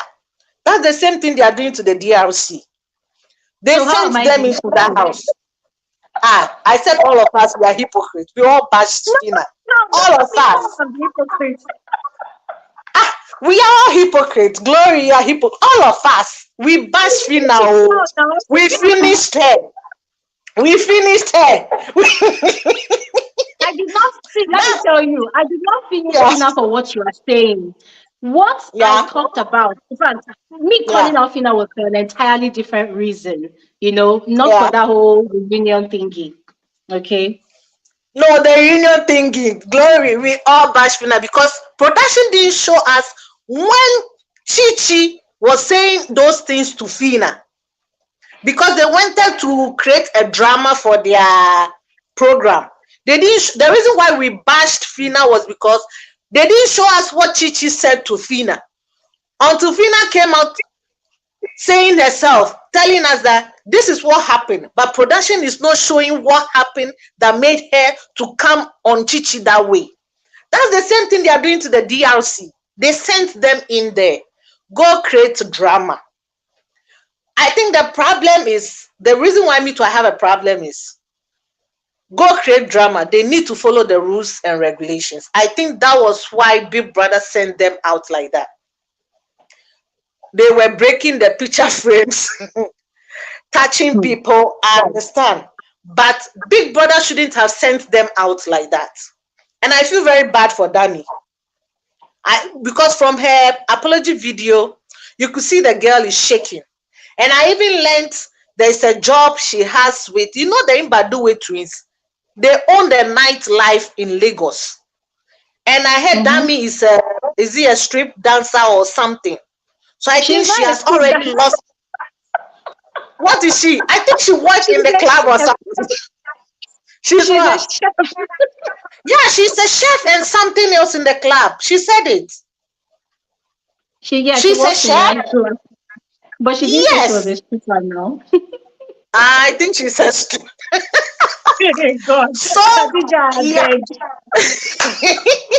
so you could see that what I'm thinking is she had a call from whoever, the nightclub or something. They are dropping her from a job or something because of the Mbadue twins. They own Lagos.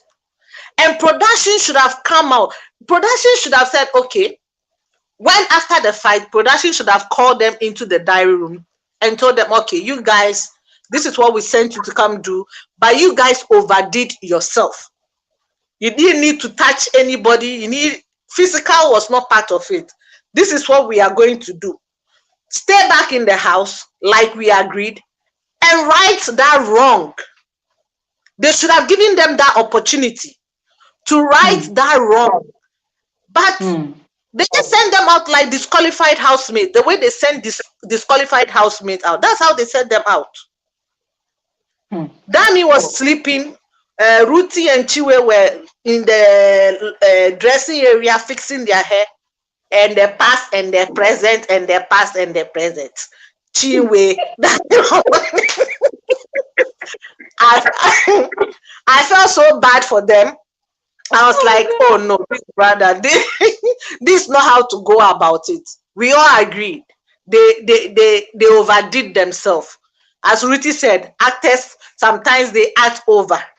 So they overdid themselves. But sending them out that way, I didn't like it, to be frank with you. I didn't like the way they sent them out. No, they should have at least given them a little bit credit.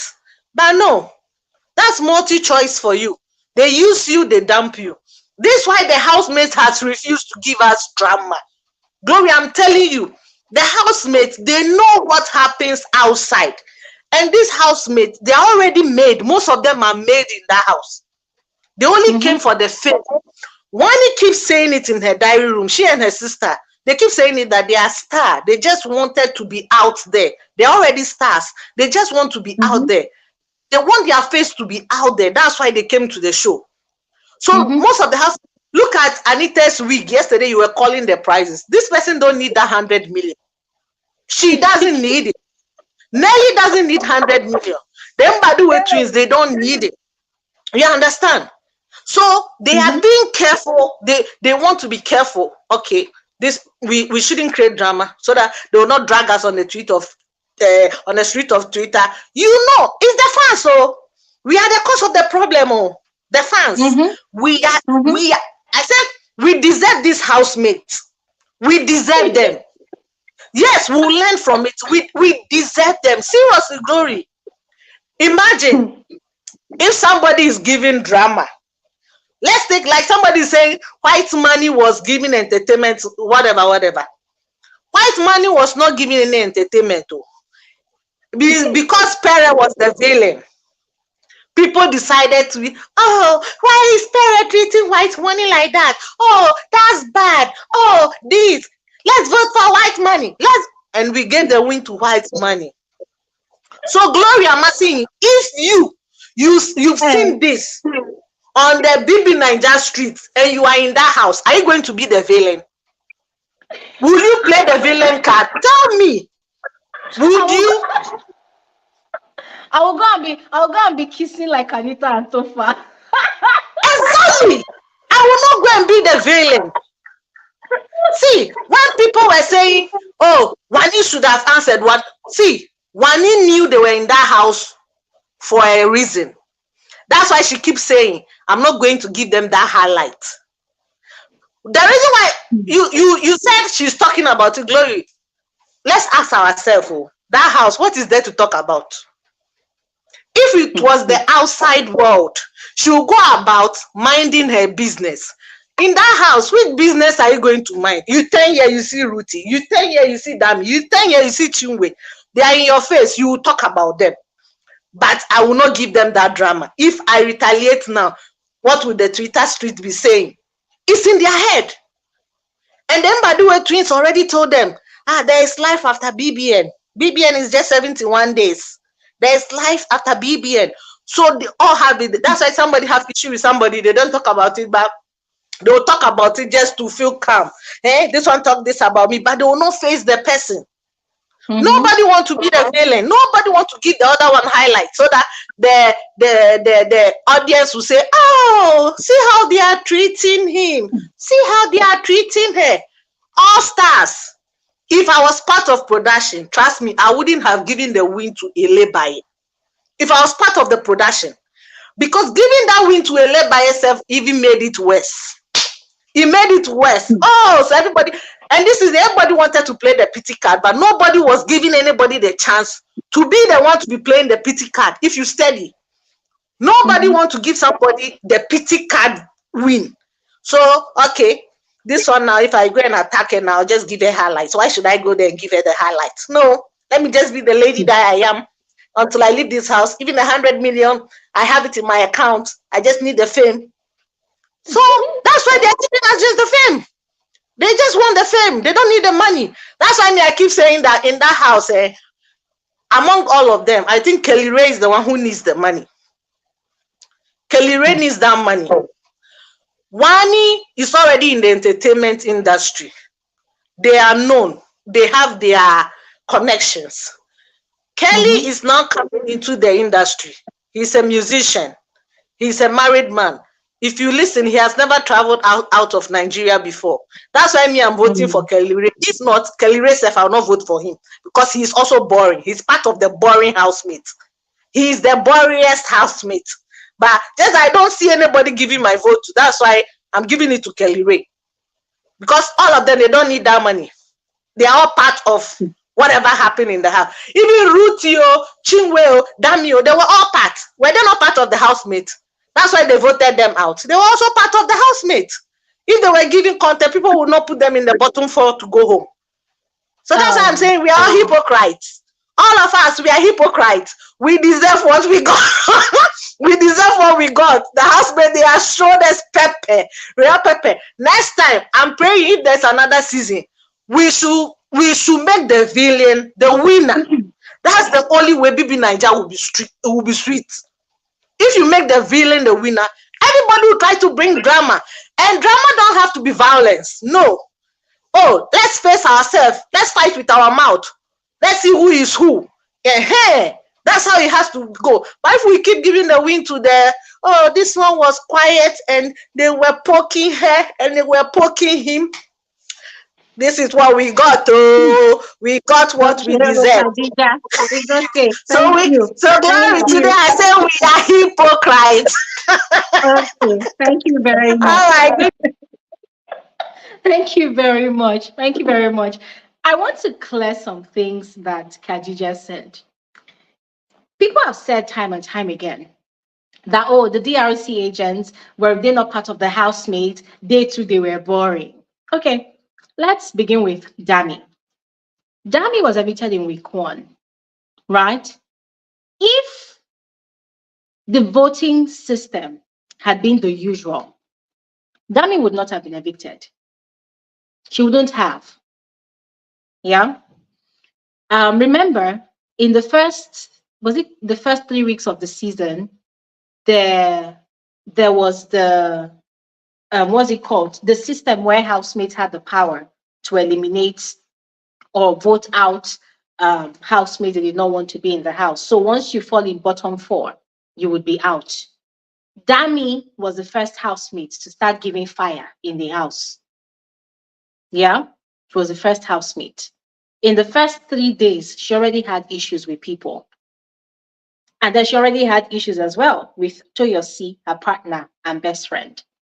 So when we talk about someone that was already giving that kind of content, Dami was the first. Yeah. So it was because housemates already felt like this one wants to come and destabilize the peace of the house, engineered by the Mbadiwe twins. Because for the longest time, the Mbadiwe twins, they were the king of nominations in that house. When they gather and they have their clique, once they name the people they don't want to see in the house, those are the people that those people will nominate and kick out of the house. So the Mbadiwe twins, they had that power. And if you had listened to the conversation between Sean and Victoria, every time they had opportunity to nominate, Sean is always saying, I want to make them see that they can trust me. So we have to nominate what we agreed on. That was the system that was happening in the house. So Dami would not have been evicted if it was the viewers that had the voting power entirely. But that was not the case. Rhuthee would not have left the house for the same reason. Rhuthee challenged the Ndi and Wani sisters, something that nobody in the house could do. Why? Because the twin sisters were the custodians of the week. Who dashed Monkey Banana? Nobody had the audacity to challenge those girls. They were scared. Why? Because, oh, they don't know what the fate of the custodian box carries. What if it says evict immediately? They could easily evict anybody. It was the same housemates that decided that they were going to evict Rhuthee and DJ Flo. Chinwe. Chinwe's own case was different. It was quite peculiar. Chinwe was giving us drama, all those crazy lies that she would tell in the diary room. But then where her problem came in was where there was speculations that she was pregnant. The fact that she was sick, I think, for 2 weeks, and she was constantly sleeping. And there were rumors around the house that she was pregnant. So I don't know whether it was production that said, okay, she has to go so that she'll go and do checkup, or if genuinely the voting power did not fall in her favor. And so Chinwe had to go. If Chinwe was not sick for 2 weeks straight, if Chinwe did not sleep like that the way she slept, if Chinwe did not have all those obstacles, I'm telling you that Chinwe, there was a possibility that Chinwe, probably not Zion, but Chinwe herself would have still been in this house. She'd probably be in top 8. So I just want us to clear the air. All the people saying that, oh, but they were in the house, they did not give content. No, they gave content. But the voting system did not fall in their favor. So let's not twist things around, all right? Let's call a spade a spade. All right, we'll speak with Emily Davidson. Hi, you're welcome. Hello, are you there? Yeah, good evening. Yeah, good evening. How are you? Yeah, I'm fine. And you, Gloria? Good. Thank you. Thank you very much. Okay, quickly, let's hear your thoughts about this. This season, season 9, this season is giving the housemates paid for it. Let me be fair, especially them by the way twins. How did you know? Did This they tell season you? is giving. Gloria, Did they it's giving tell them you? paid for it because they were assistant biggie this season. Come on now, look at. You cannot tell me that the housemates just go look at how they nominated. Like these guys were not actually nominating these people as if they were not in that house. Mm-hmm. So that was I just season, Big Brother deserves everything he got. I just wish they will not be as in no Big Brother 2025. They should just rest. They should go and re-strategize and come back. They should go and re-strategize and come back. So this group of housemates, they showed me the shade game. Someone said big important housemates that are bigger than him, of course, and it's true. I totally agree with that. They brought people that were bigger than that felt they were bigger than the show. They did not want to do anything Ah, at all. hey, Gloria, Omo, and okay, talking about the DRC girls. Actually, when I watched that, a lot of people will come out and say, so you call fight and chaos. This, Hello? We've lost you, Emily. We've lost you. I can you think you hear should. me? Can you Yes, hear I me? can hear you. Mm-hmm. Yeah. Do you know that some of the people fighting or dragging these DRC agents are actually Wani fans? Let's call a spade a spade. Of course. They are dragging them because they feel like the housemates are being biased because they are not dragging Victoria and Cassia. That is Emily, so that we don't waste time, your connection is really bad. So please join again, fix it and then join again. All right, let's speak with Jay Farnsworth. Hey Hello, Glory, Jay. how are you Hi. today? Good, good. Thank you. How are you? I'm very well, thank you. Welcome. So, Welcome. yeah, I'll start by saying that I think that people who have a problem with Big Brother currently, especially with what the DRC agents displayed, should stick to content from the Hallmark channel. Those fairy tale movies and series, Happy Ever After, they are not in check with reality. You know, most of Yes. those people, if you see, I think most of your speakers in the past have told you how Big Brother Africa was, and if you look back at how Big Brother Naija was, the first seasons, Mm. I can say from Mm-hmm. the season of Seagull Bay up to the season of the lockdown season, Mm-hmm. we really had we had gamers. Mm-hmm. There were real players. And when you start seeing housemates coming to the house and telling you that, I've auditioned for over 9 years, 5 years, and this is the time that I'm making it through, then that makes you ask yourself, why is it that they were not picked at that time? Probably that's the time Exactly. when Pepe Dem was happening, and you see the quality Mm-hmm. of housemates they brought to the house. They brought Mm-hmm. entertainment. But look at this current season, and you find housemates like Nelly telling you that this is her fifth or sixth time auditioning. Mm-hmm. So you question yourself, why wasn't she picked at that time? Probably she Exactly. was going to Right. be a total, a boring person, like what we are Mm-hmm. getting right now. So Mm-hmm. that's one thing. Then the other thing, I feel like the Mbadiwe twins have been, have spearheaded the whole movement of decampaigning and completely destroying Big Brother, Mm-hmm. especially this season. Because, Mm-hmm. I don't know whether I heard it today, someone saying that the Mbadiwe twins, most times, they get to speak when they know that the mics can't be heard, especially during the Thursday pool parties and on the one Mm-hmm. Saturday. Yeah, that's when they get to make all those plans and say things that we would be interested in, but we can't get to Yes. hear. You know, Yes. and the other reason I would say is that they were controlling the house. People wanted to Yes. react but they couldn't react. I had Tofa saying with Ebuka during his interview saying that if you were to come to me I would easily change it for you. And then I was like, Mm. what was holding you back? Is it because you had this relationship with them, but with him, but you were twins? They infantilized him. They were calling him Yeah, son. My yeah, son. yeah. So, and another thing I also wanted to say about the DRC agents, if you look at Damilola, Rhuthee, and Chinwe, those people are very well spoken.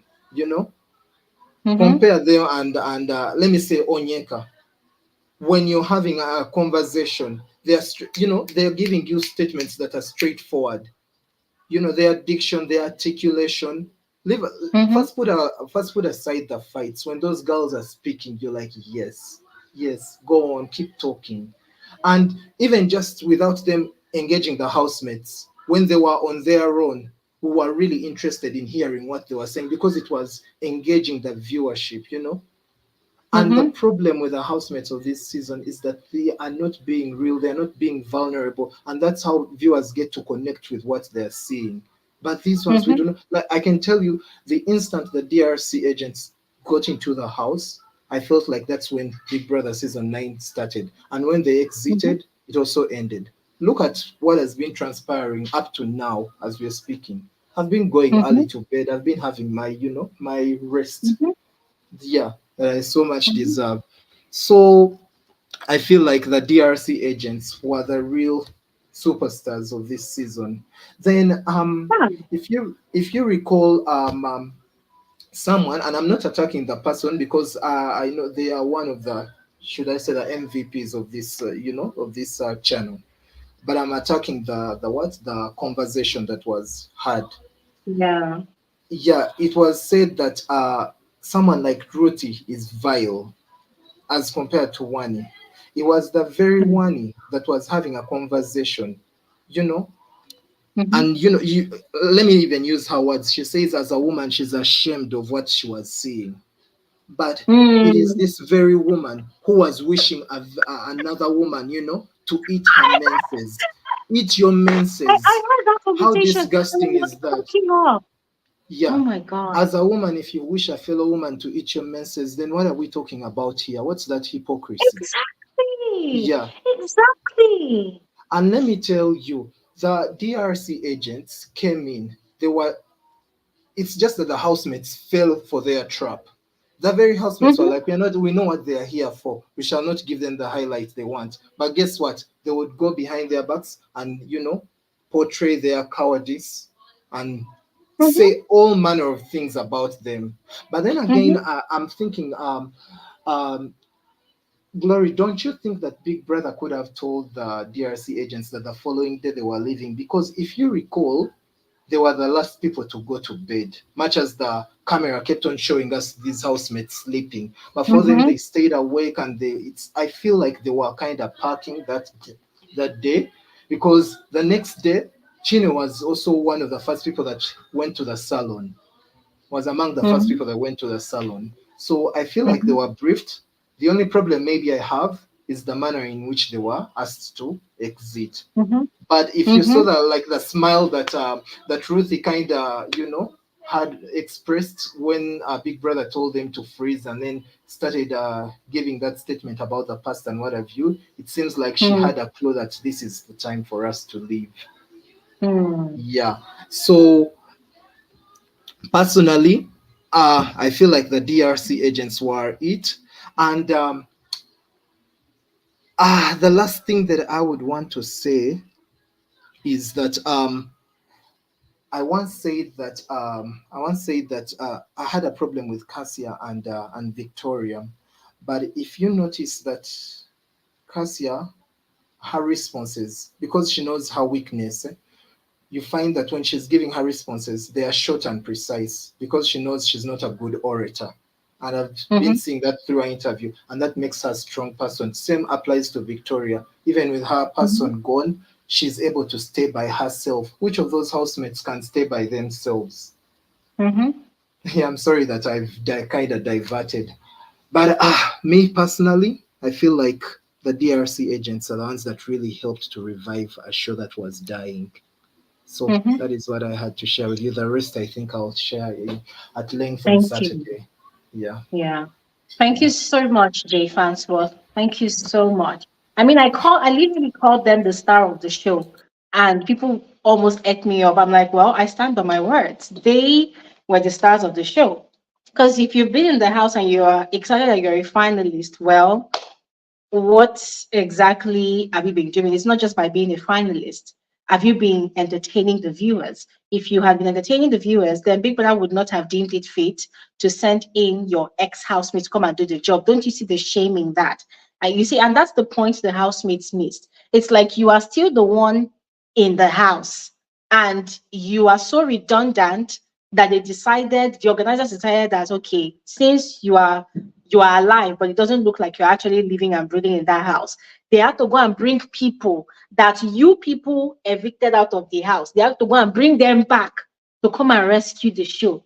It's a disgrace. It's a disgrace, but the fans won't see it that way. Yeah. Anyways, thank you very Thank, much. thank you. All right, let's speak with Ayonfe. Hello, good evening. Hello, good evening, Glory. Can you hear me? Yes, I can hear you. How are you? I am fine. How are you doing? Doing great. Thank you. You're welcome. All right. Yeah. Okay. So I'll start by saying Bbnaija as a reality TV show. It's a social experiment. I think we all are aware of that, in the Mm-hmm. sense that people are put in a confined space to actually test.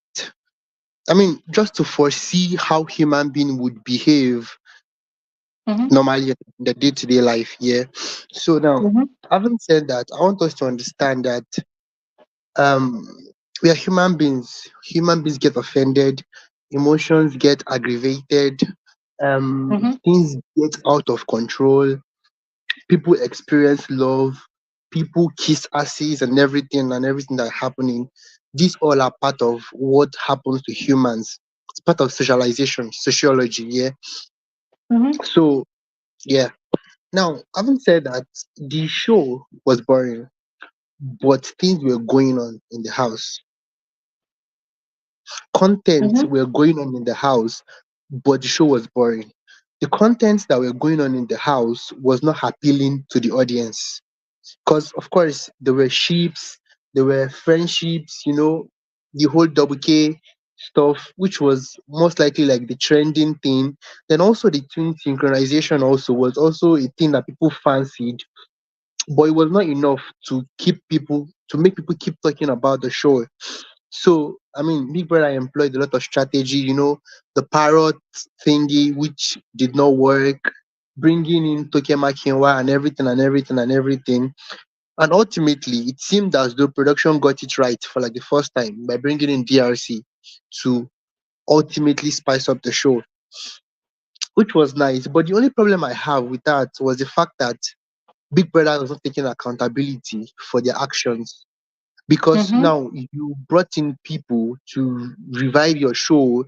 At least, even if you're not going to take accountability for their action, make it known Mm-hmm. to the public that these people are there to do your biddings. They shouldn't be the one announcing Exactly. that they are there to Exactly. do people's biddings. Exactly. So if people understand that, and trust me, these people, they are freshly out of the house.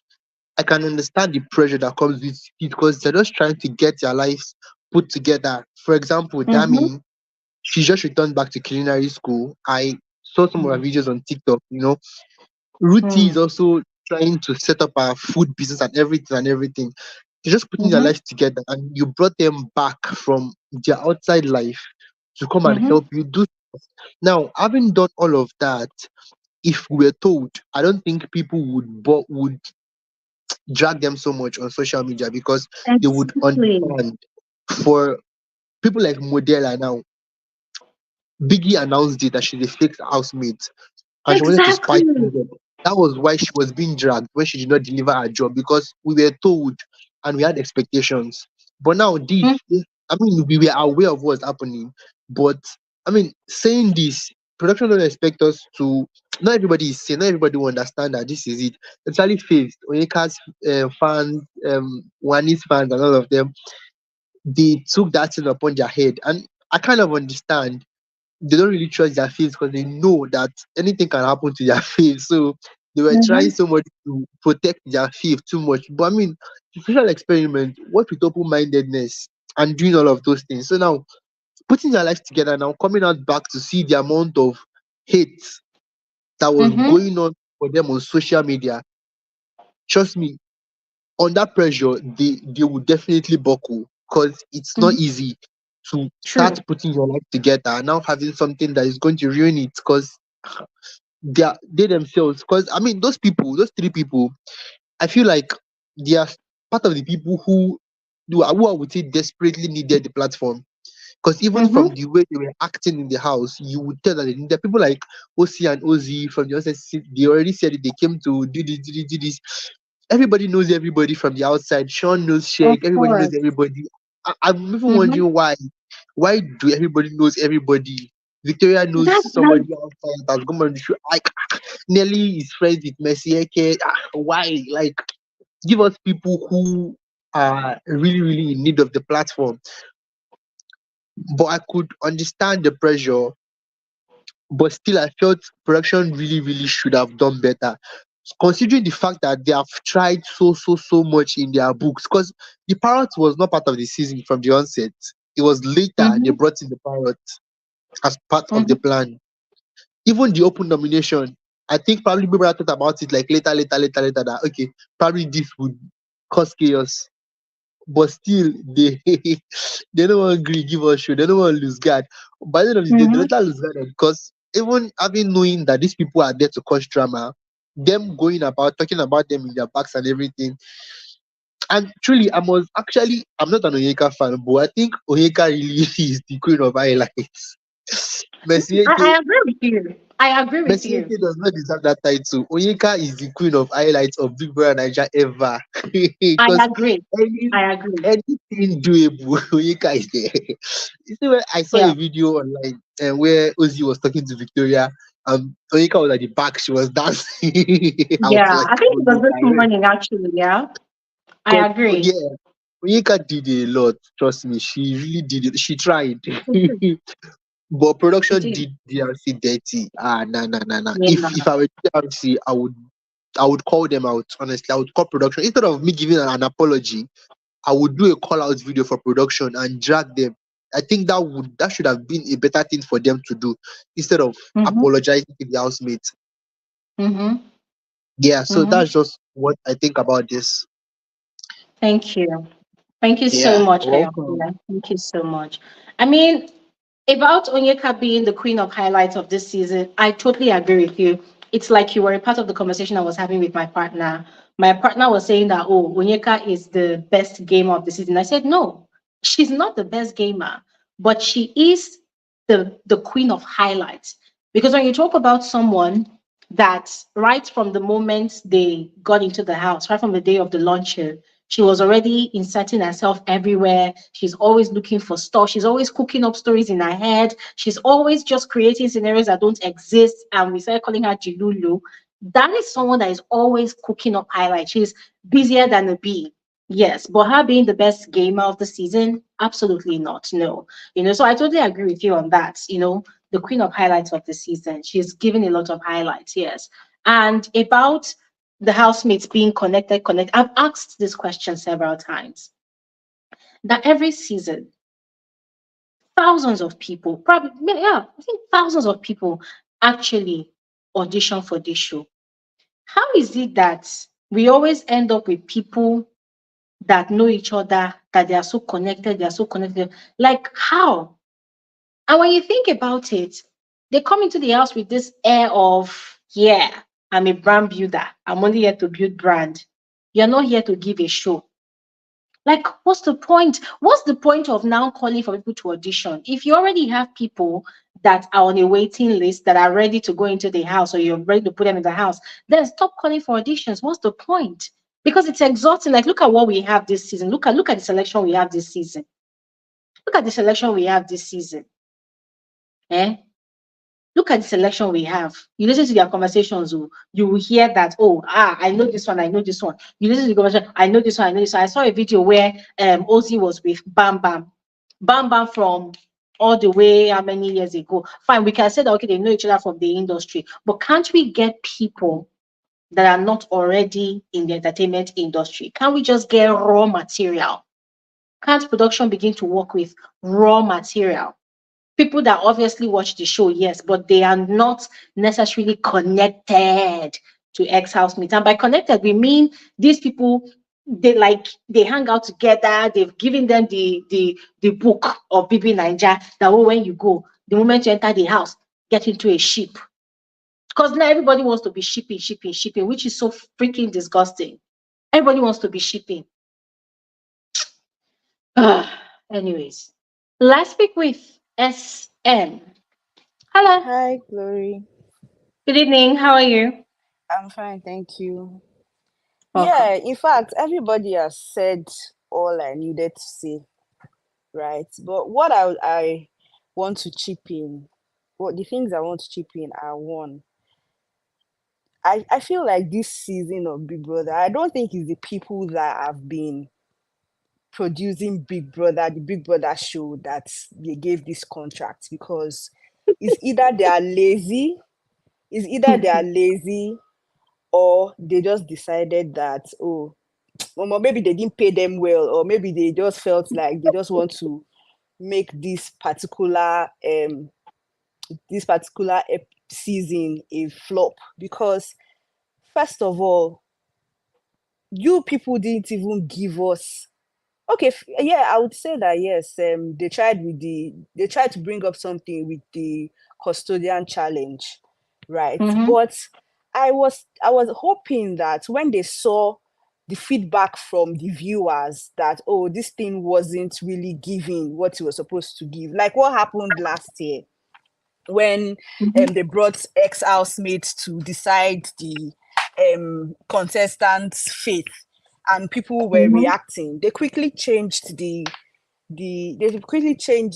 right? But this time around, that's why I said that it must be that the team that handled this year's production, they are either lazy, or they just decided, oh, they want to flop this franchise. People were looking forward to this pairing season. People looked forward to it. Let's just forget the fact that, okay, Nigeria is the way she is, and people were like, oh, we don't want Big Brother and stuff. Let's leave that aside. But people that were really interested in this Big Brother game, people were looking for. I was looking forward to this pairing, but they just came and messed it all up. I've said it somewhere else. I've said it with my colleagues, with people that kept listening to me, that the fact that they brought in people that have connections, they flopped. They really flopped. Because I'll hear conversation. In fact, I think it was, let me not exaggerate, like 75% of the people in that house knew, or they know people one way or the other. How do you expect the show to be good? There are many people that are looking for this opportunity to showcase themselves. And you bring in Mbadiwe twins to do what? So whatever the production team is getting, or whatever they've gotten this season, they should take it like that, because they caused their downfall. For 3 weeks straight, the only person that was giving me highlights was Onyeka. 3 weeks straight. We didn't have anything to talk about. It was Onyeka, and then maybe when Ozzy will not insert. In fact, she was one even helping Ozzy, giving himself the highlights that he got. It was only Onyeka. Do you understand? And then you bring the DLC people because your show is dead, and you didn't communicate with the viewers. Which was we didn't really even know what bad. Very bad. Why didn't you communicate with the viewers? Do you understand? You made us, even with the viewers, you kept us guessing. We were wondering what they were doing. It was just for those that had like analytic mind and creative mind that said, okay, these people were here to disrupt. You understand? Putting 2 and 2 together. From the get-go, they flopped the show. Aside from this, let me even tilt a little. Let me divert a little. We already know what is going to happen. We already know. It was so boring. We already know. We don't already know. So if you bring me to the show next year, if you don't change it, me already know that first week, this is what's going to happen. Second week, this is what's going to happen. Third week, this is what's going to happen. Fourth week. So what am I there for? That's why Tofa that did not give me content, could open his mouth and say, when the first time the parrot talked, he was saying that they're already expecting a kind of reaction from us, but they are not really getting the reaction that they're expecting. When Tofa said that thing, I almost broke my TV screen. I was like, I don't blame you. It's the people that brought you to this show that I actually blame. You sit down there with Anita, you are doing stupid shit that does not even make sense.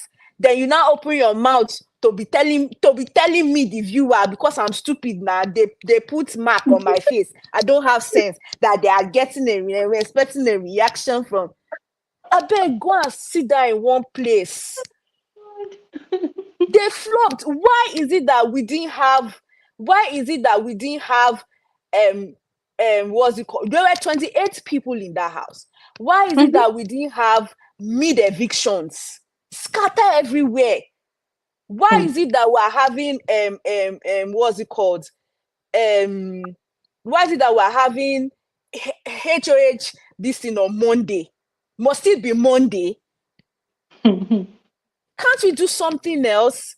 Can't you evict somebody midweek? Why did they bring that dynamics that they brought when they evicted Amaka? Why did they bring it to this show? Why didn't they do what they did in BB Titans? Why didn't they replicate it? And they totally flopped. And if care is not taken, you've even noticed we didn't get enough people to like showcase their brand on this Bbnaija. As if they even knew that these housemates, they were even boring. We didn't even get a lot of activities. We didn't get brands to showcase their outfits. You understand? It was somehow. It just looked like I was just doing a lot of sponsor task. This season a sponsor task. They did that, but we didn't even get, last seasons and seasons before this, you see them, they'll showcase brands, they'll bring their clothing, they will do something. I didn't see that. I just saw that it was bland. I don't even understand. These people, they didn't even come correct. They didn't even bring nice clothing. They didn't even, like, what the hell? The only people that I know brought nice clothing were Anita and Victoria. Let's look at what Wani wore yesterday. Look at what Nelly wore yesterday. So as far as I'm concerned, I just feel like the production, like everybody has said, production didn't try this year. They were lazy.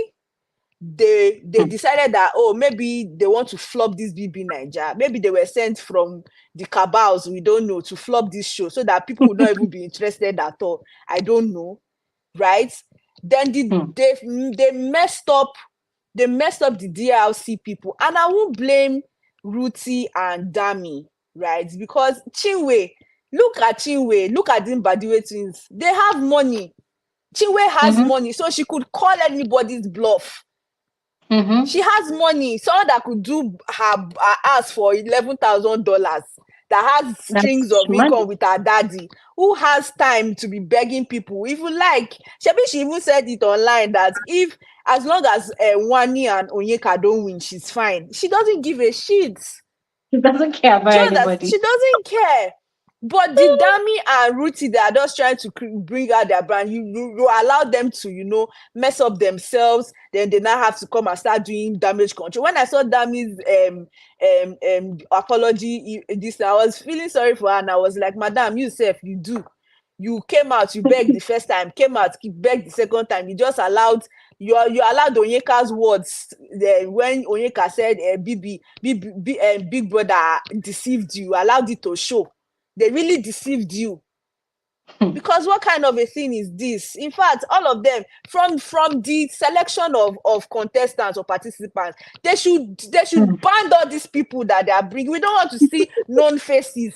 They are hungry people. Yes, it's a social experiment. You bring different walks of life, but not 75 people knowing everybody in the space already. Imagine Anita telling Big Brother, I want to be on the stage. I want to be the first two. I was looking at with what content? Is Onyeka, is Wani a joke to you? What do you think you are doing? And that's the reason All they right. had to bring 8 people to the show, because they as finalists, because they saw that this show is dead. At least to even spice up the last week, so that we even be saying, oh, who are those people that will be top 3, All top right. 2 and stuff. Thank you, Jerry. All I right. bet make them banned all of Thank them. you. Let them banned all Thank of you them. so much, SM. Thank you Yeah, so bye. much. Bye. Thank you so much. All right. You're welcome. Let's let's pick with the last speaker for tonight. All right. All right, so we can round up. AB, thank you so much. I just saw your token. Thank you so much. God bless you richly. Thank you. All right, let's speak with Fatu. Fatu is going to be the last speaker for tonight. All right. I did not intend for today's conversation to be too lengthy. All right. Hi, Fatu. How you going? Hi, My good girl, evening. how How are are you? you? Today? I'm okay, girl. I'm from Nigeria, and this my first time. Okay, hold on, Fatu. I'm so sorry, but there's something wrong with your audio. I don't know if it's brushing up your shirt or something. It's really muffled and it's really bad. Do you want to adjust it so that we can hear you properly, please? Yeah. Can you hear me now? Can you hear me Oh yeah, now? this is better. This is better. You're welcome. How are Okay, you? I'm fine, girl. I'm from Liberia. This is your mom from Liberia. You're welcome. You're yeah, welcome. my first time I started listening to you since 2020. I came across you. I listened to all of your show, all of your Wow. updates every morning, and I love Thank this you. Bbnaija show so much. I watch it religiously.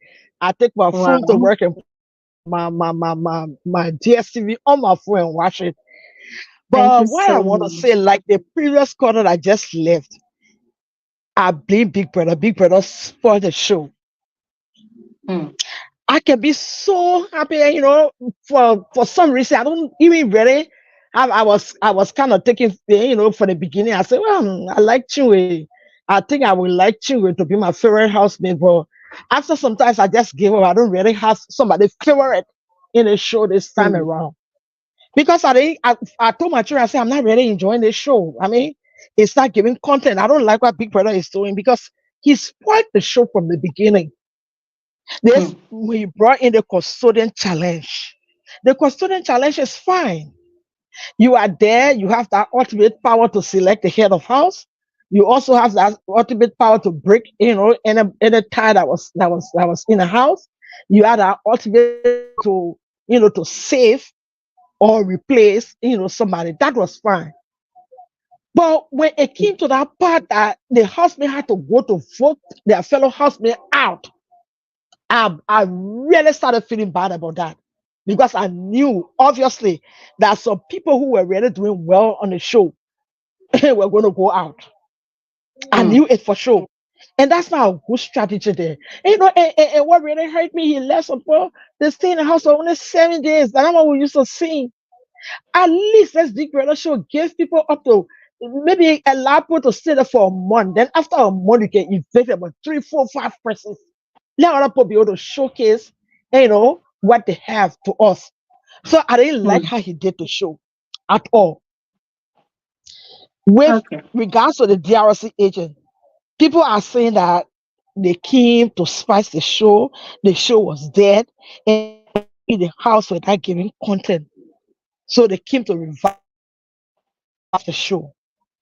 My Mm-hmm. problem with the 3 girls is this. Was it only specific people you came to target? Because that target was only as Wani, Nelly, and maybe Anita and Tofa relationship. That was not even, something so much. But the main thing was Wede and Wani. I mean, Nelly and Wani.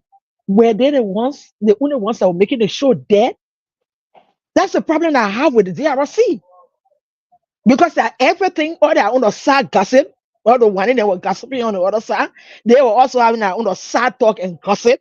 It was only about Wani and Nelly. Were they the 2 persons that were making the show dead?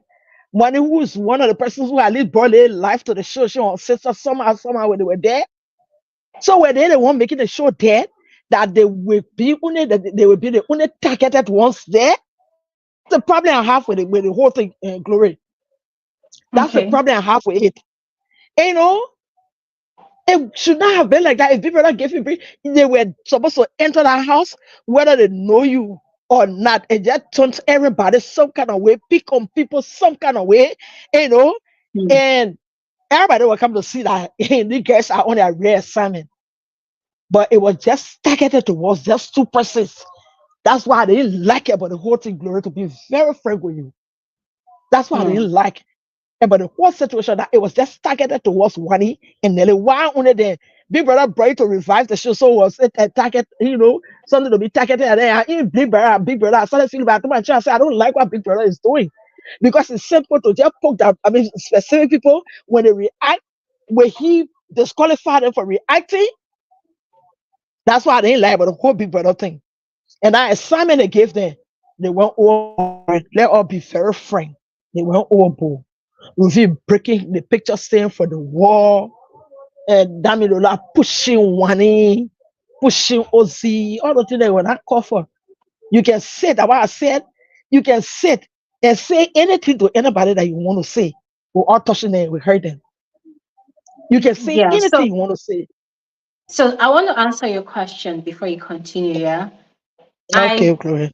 I honestly do not think or even believe that if anything had really, really happened, yeah, that Big Brother would have disqualified any of the real housemates. I do not think so. Why? Because he orchestrated that situation. Yeah.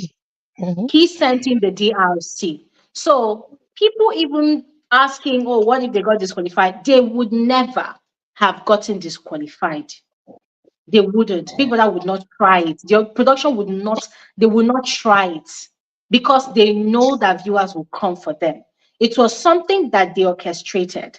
So they already knew that the drama was going to go XYZ. If Big Brother did not want the drama to continue, when he had told them to freeze that time, that would have been the end of it. He would have called Rhuthee and Dami into the diary room, but he did not call them. He only told them to freeze so that that intensity would, you know, diffuse. It was to diffuse the situation. The second time I knew that no matter what happened, nobody would get disqualified was when Rhuthee and Onyeka and, you know, the others, they were having a go at each other, and Ruthie's mic kept on dropping. And Big Brother had to remind Rhuthee of microphone infringement. That was another, like, assurance I understood that, okay, fine, this man is enjoying the drama. Because listen, production, they know these things. They know when the traffic is up and when the traffic is down. So they knew that people were watching. They knew that they were getting the results they wanted. So they wanted the drama to continue. And I don't know, I'm just saying from observation, that whole altercation, even when the housemates had gone to bed, the girls were still talking up until past 4 a.m. It was as if they were given some sort of timing for when they should keep up the drama. So people continued watching until past 4 a.m. They had to complete the task, or rather the mission, you know. So there was no way that anybody would have been disqualified. No way.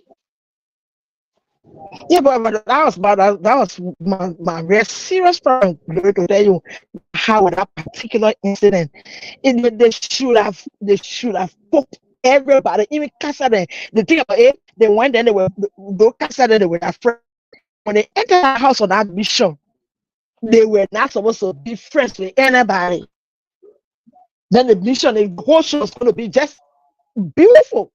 Nobody will come to be a problem with them. They were not going to do, they were not supposed to go and be doing Maya with city housemen and only one or two persons there, especially those girls, you know, to be the ones that they were on. That's my own problem there. To me, I said they were the missed the mark. Be there, whether Cassia were your friend before, whether who were your friend before, enter the house, create your strong face and like you know nobody. And later on, you get outside, they will know. Everybody will understand that you were on an assignment. Okay, let me explain something, all right? And I'm glad you are raising all of these issues. Let me explain something. There was somebody that spoke before, and the person was asking, like, oh, was it somebody like Nne that Big Brother would have sent into the house? Nne is like a younger sister to the Mbadiwe twins. She's close to them, so she wouldn't have done anything.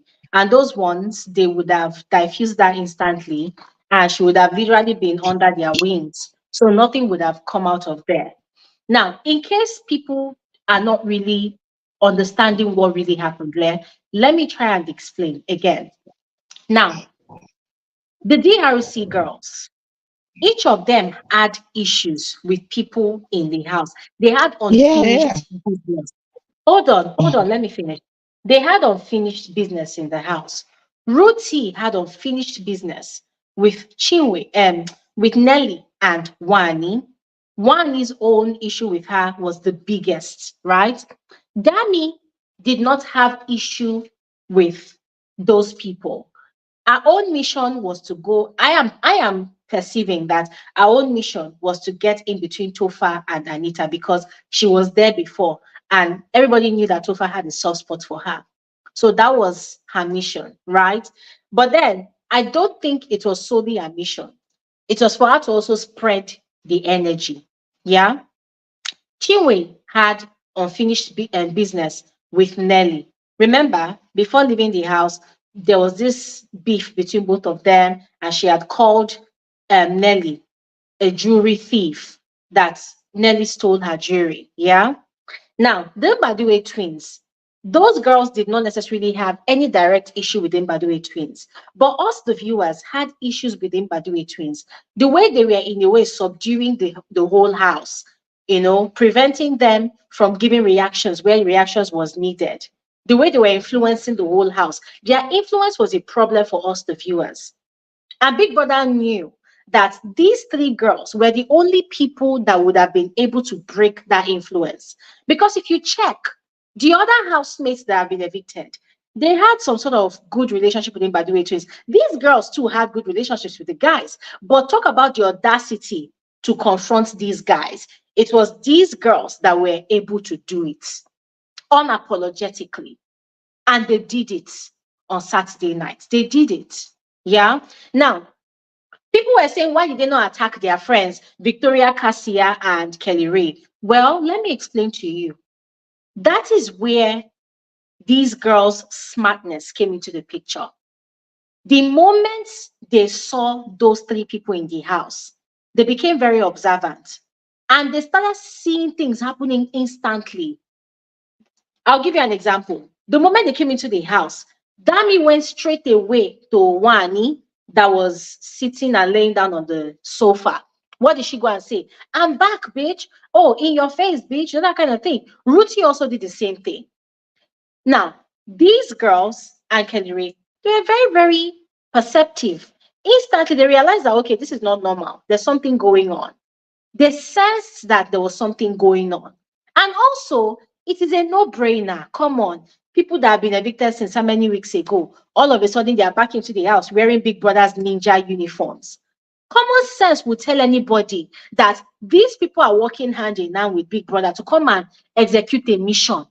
It's a no-brainer. Come on, where did they want to see Big Brother ninjas uniforms to wear before? It's a no-brainer. So Cassia, Victoria, and Kelly Ray, they sensed it instantly that these girls were on a mission. And they decided that, fine, since they're on a mission, they're not going to get triggered. They will allow the girls to execute their mission seamlessly. Their own is they're just going to be a bystander. If you listen to what these girls have been saying, they were making general statements. Una, they craze for this house. You people are mad. You people are stupid. When they say you people, is it not all encompassing? Is it not everybody they are referring to? They are referring to everybody. Those who wanted to catch the stray bullets, they caught it. Those who wanted to laugh about it, they laughed about it. Kelly Ray, Cassia, and Victoria, yes, they had cool friendships with these girls, but they knew instantly that these girls were in that house on a mission. And so they decided not to fall prey into whatever these girls were doing. They decided to be bystanders and just enjoy the entertainment, enjoy the drama. And there's one thing Kelly Ray always says to the housemates. It's just that the housemates don't listen. They said, listen, and Kelly Ray has always told them that, listen, so long as this is Big Brother's house, nothing surprises me anymore because Big Brother can do anything at all. Kelly Ray always tells them. So if you think about it according to the theme of the season, the only people that did not lose guard during the 3 days that the DRC people were in the house were Kelly Ray, Victoria, and Cassia. They did not lose their guard.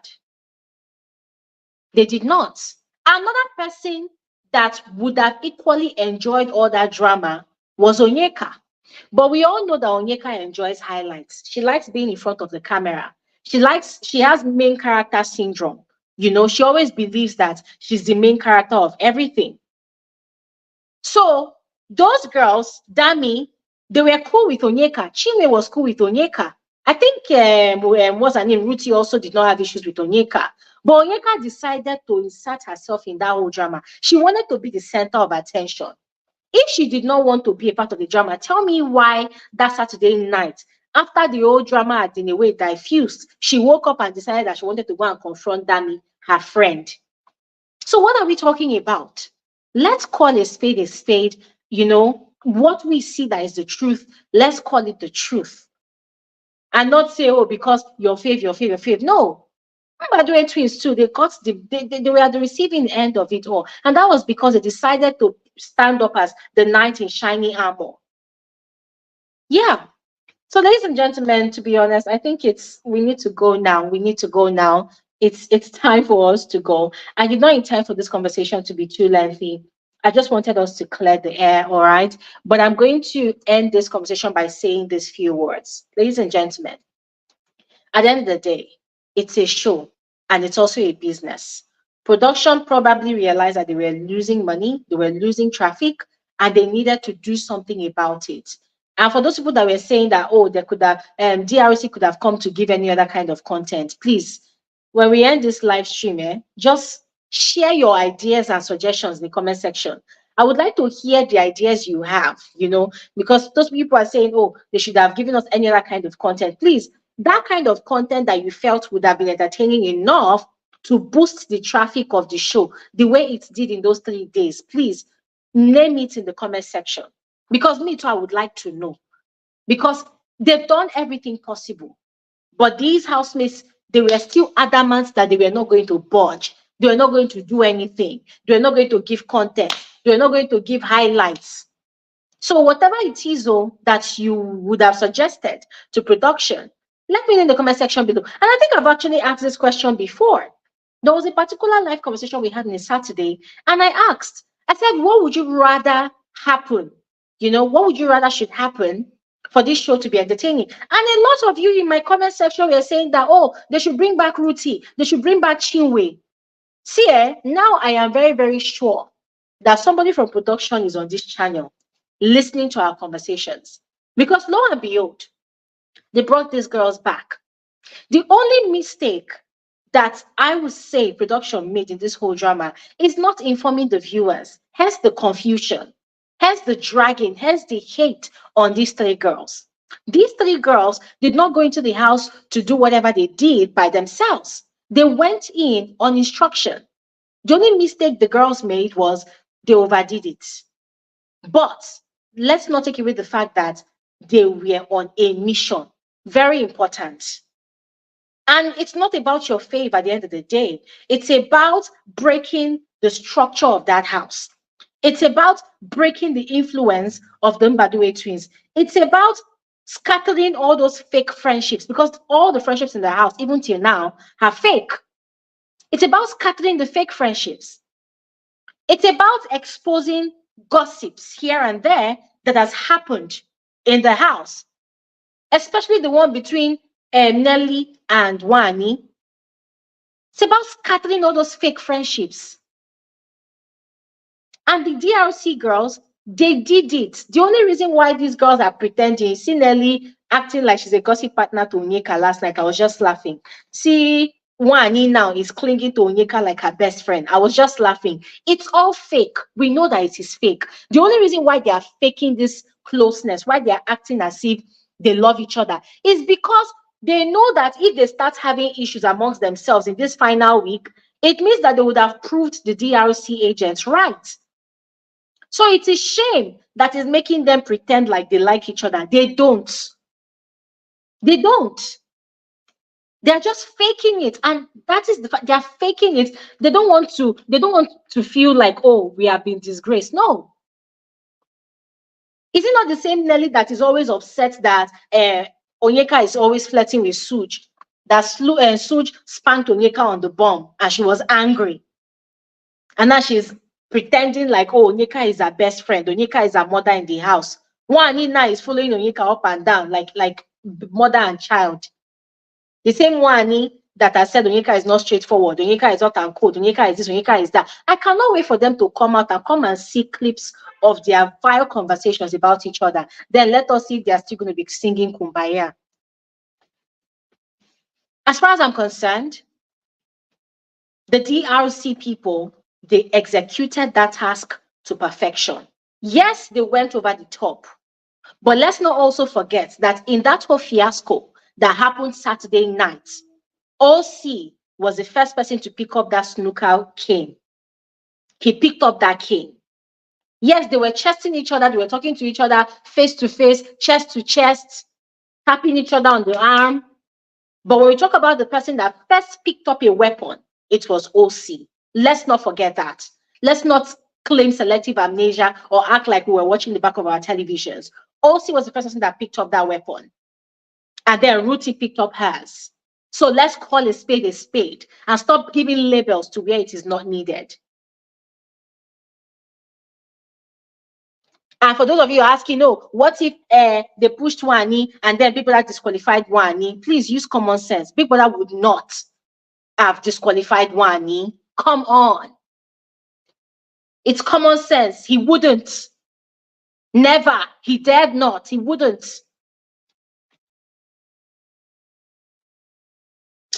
Oh, I'm tired of explaining stuff because the explanation is now as if it's now too plenty. It's like I'm defending.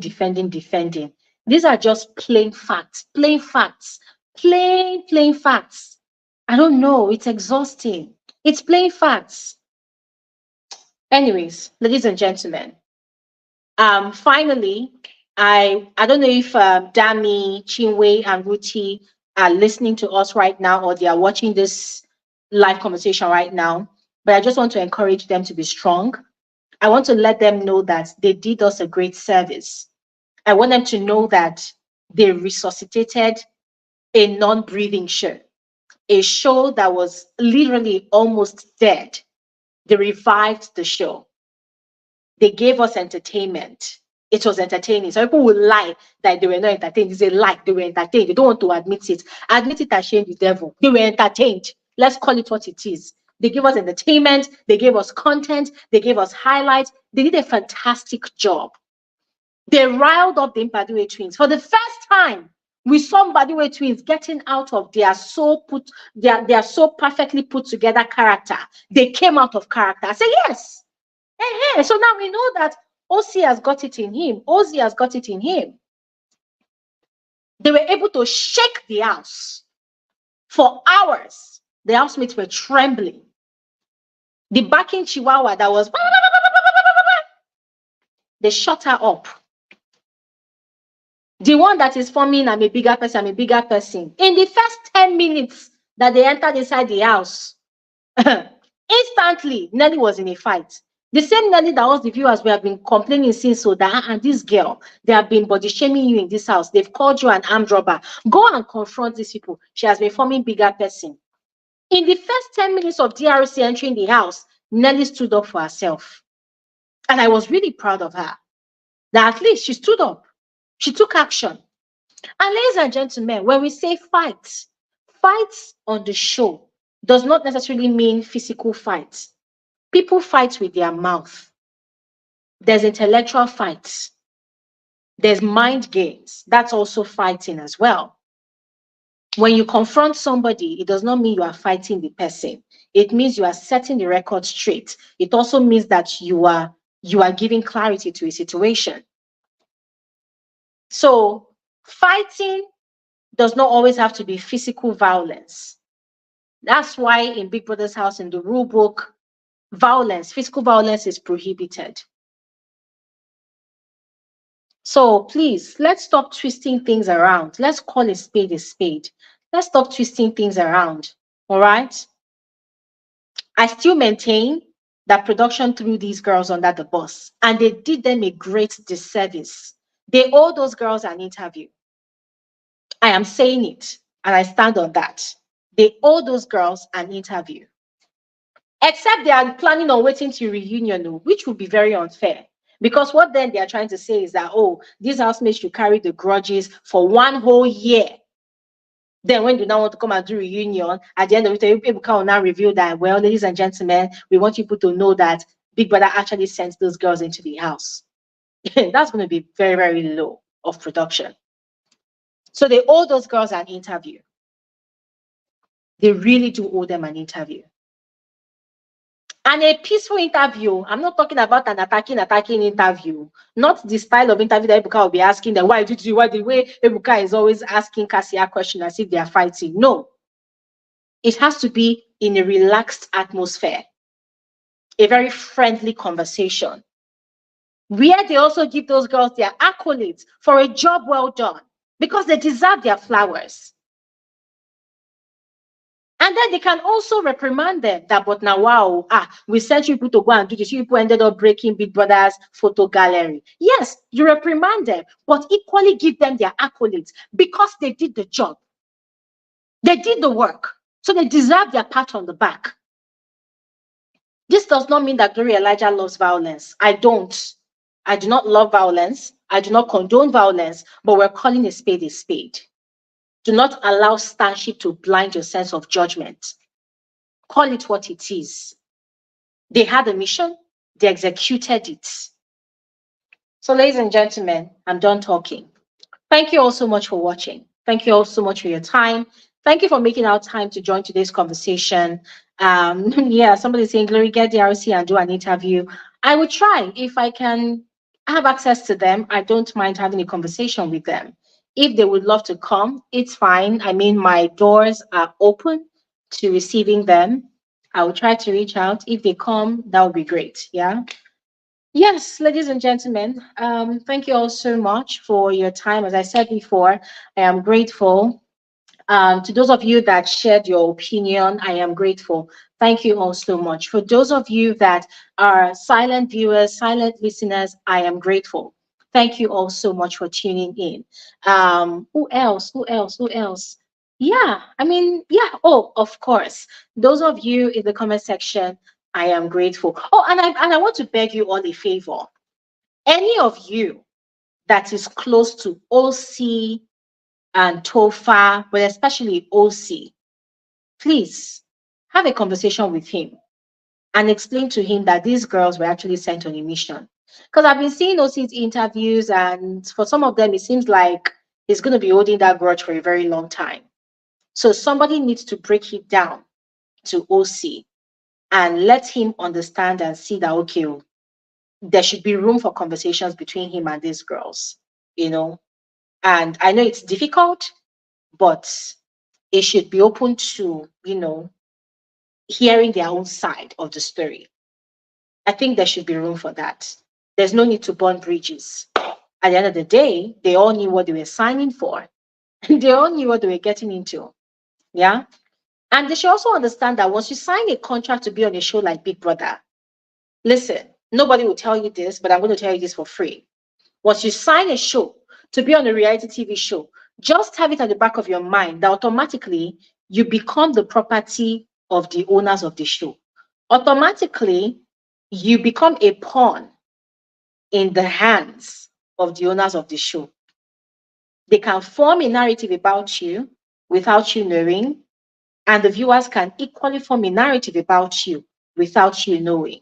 At the end of the day, you've been watching this show from day zero. You know what is at stake. You know how it goes. So the moment you sign contracts and say, okay, well, you are going to become a participant on the show, you should be ready for whatever comes with it. Yes, you get upset, but there's no point burning bridges. That is that, ladies and gentlemen. Thank you all so much for watching.